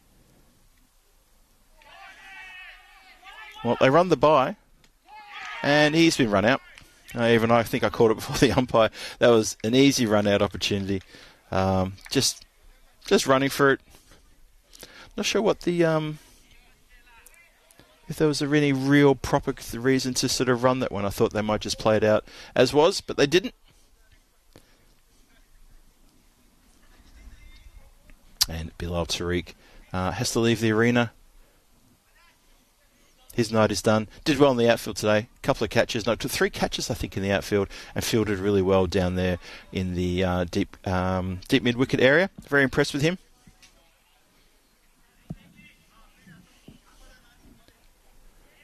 And the new batsman coming in is looks like it's Ibrahim Mohammed. Yes, it is. He's going to stand at the non-striker's end for this last ball, and he may not have to do anything. He actually took his helmet off, and the umpire said, no, helmet on. We're not done yet. We're not done until the umpire calls game. And that's exactly how it should be. Dinesh Sadiq, in again. Last ball. It's been smacked out towards the boundary. It's a chase. It's a long chase. Oh, the fielder gets around nicely. Rifles in a throw that gets through a few people. It's held. It's given back to... Well, it's finally there. Now it's held. It goes back to the bowler just in case. There's some muted appeals as the batsmen were walking off. And I think that is done and dusted now. That is game. That is it. It all finishes in a bit of a flurry of appeals for run out and a good swipe across the line to get a run there. I don't think the non-striker was run out. I'm pretty sure it was all good.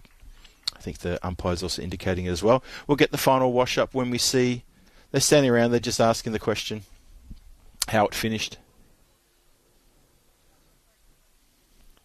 Just keep an eye on things here. There's just a bit of talk about how that all finished. I think they're arguing the point, which is we ran him out. Don't you see that?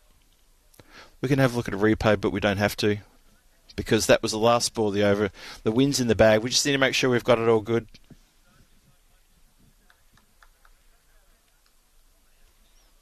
So it's a good win here to the Lisbon Capitals. They've done everything they could possibly do today to try to get the 2 wins and to hopefully get 2 bonus points for them and to improve their net run rate so they can challenge the Lisbon Supergiants for that second place in the standings. Punjab Amadora CC are well and truly home. No worries about that. Rob Thompson in the chat saying thanks, Phil, as always. Much appreciated, Rob. Lovely to have your company here all the way from NZ. Hope it's not too cold and wet over there. Yeah, so the Miranda Dragons, they fought gallantly in the first game tonight. The second game, they struggled a little bit more. They were very plucky in the field, very loud in the field. They held their catches as well. I've got to say that they've turned things around. They've come along and eat leaps and bounds, and I think that's very encouraging signs for that team. Really, really impressed with them. I know there's a lot of people in the chat who are sort of saying a few things about them, but you wait and see. They'll get better. They always get better. Times over equals certainty, as my boss used to tell me. And then what that means is you just get better and better over time. So there's a batting card. Not a lot of highlights there, but Dawood Mohammed's top scored with 15. Extras came in second with 14. And then a few fits and starts. Not too many boundaries at all there either. Just the occasional couple of sixes and couple of fours. Really not too many at all. The bowling, economical as ever. Najam Shahzad at the top there. 2 for 2 from 2. Brilliant stuff. Really brilliant stuff. Samarth Patel, he gives a shout out as well. He didn't pick up a wicket, but he was really tight with the bowling. Amir Dar bowled well until I think he got carded for a 6 in his second over and bowled a few wides. Got a little bit disturbed by that. But that's the score chart again in this second one. Amir Dar, he top scores with 38. Second time he's top scored in a row. He's had a good evening tonight. The bowlers for the Miranda Dragons, a couple of wickets there to Ibrahim Mohammed and Krishnan Kumar, who both went for a few runs. And in the run chase, chasing 127, Miranda Dragons get to 64. Some little bright moments there for them, but just not enough. The bowling way too good. Again, I'll tip my hat to Najam Shahzad and Amir Dar and Mitchell Patel, who were very top of the bowling and took some wickets. Good work from them. So, Lisbon Capitals beat the Miranda Dragons by 62 runs. It just remains to be seen as to how the tables will look. We'll get around to looking at that soon. But as I said, it's important to see who comes in second, because they go straight through to the Super 5. The team that comes in third will be, they'll be matched against whoever comes in third in Group B to see if one of those two will be better than the other, and that team will make the 5th team in the Super 5. Super 5 starts on Sunday, June the 2nd. Keep that in your diaries. But starting tomorrow, we get to go through Group B. And Group B tomorrow is, I'm looking forward to that. It's a brand new set of teams, and it's going to be another 20 matches over the next 11 days. 11 days, is it? Or maybe 10 days. And we start tomorrow with the Rangers against the Coimbra Knights. A couple of matches there back-to-back. Looking forward to seeing them in action. Hope you'll join us there as well. But for now, that's Group A, done and dusted. It's in the can. And this is the European Cricket Series at night in Portugal. It's been a wonderful tournament. Really enjoying it out here. My big thanks to the production guys here, both near and far, to the ECN team doing the job, doing the business here as well. Fantastic stuff. And to you, the people out there in YouTube land who've been watching and giving support and typing all sorts of stuff to keep me amused and also to keep me in company as well. Standing here talking by myself for a bit, people think I'm a bit nuts. I do get a few funny looks from players occasionally when I come out with a few comments. It's all part of the job, and I love it, and I hope you do too. So, for now, I'm going to wish you all a very good night, and I hope to see you tomorrow, Friday night, for some Friday night action here from Miranda de Covo, the Estadio Municipal, where Group B kicks off. Can't wait for that. Absolutely can't wait for that. There it is, Rangers CC versus Coimbra Knights, tomorrow night here, under lights. Please join me, and if you don't, that's fine, because there's so much cricket on the European Cricket Network. Tune in. There's so much going on. Don't forget the Continental Cup starts tomorrow as well there in Romania. Danny Hudacek, my good mate, taking over commentary responsibilities there. And the Netherlands Tri-Series will come to an end as well as the Estonia ECS. 2 wonderful tournaments we've had going on at the same time. So much cricket. It's crazy, isn't it? But this is what we do, because you love it, and we love bringing you the good cricket. T20I or women's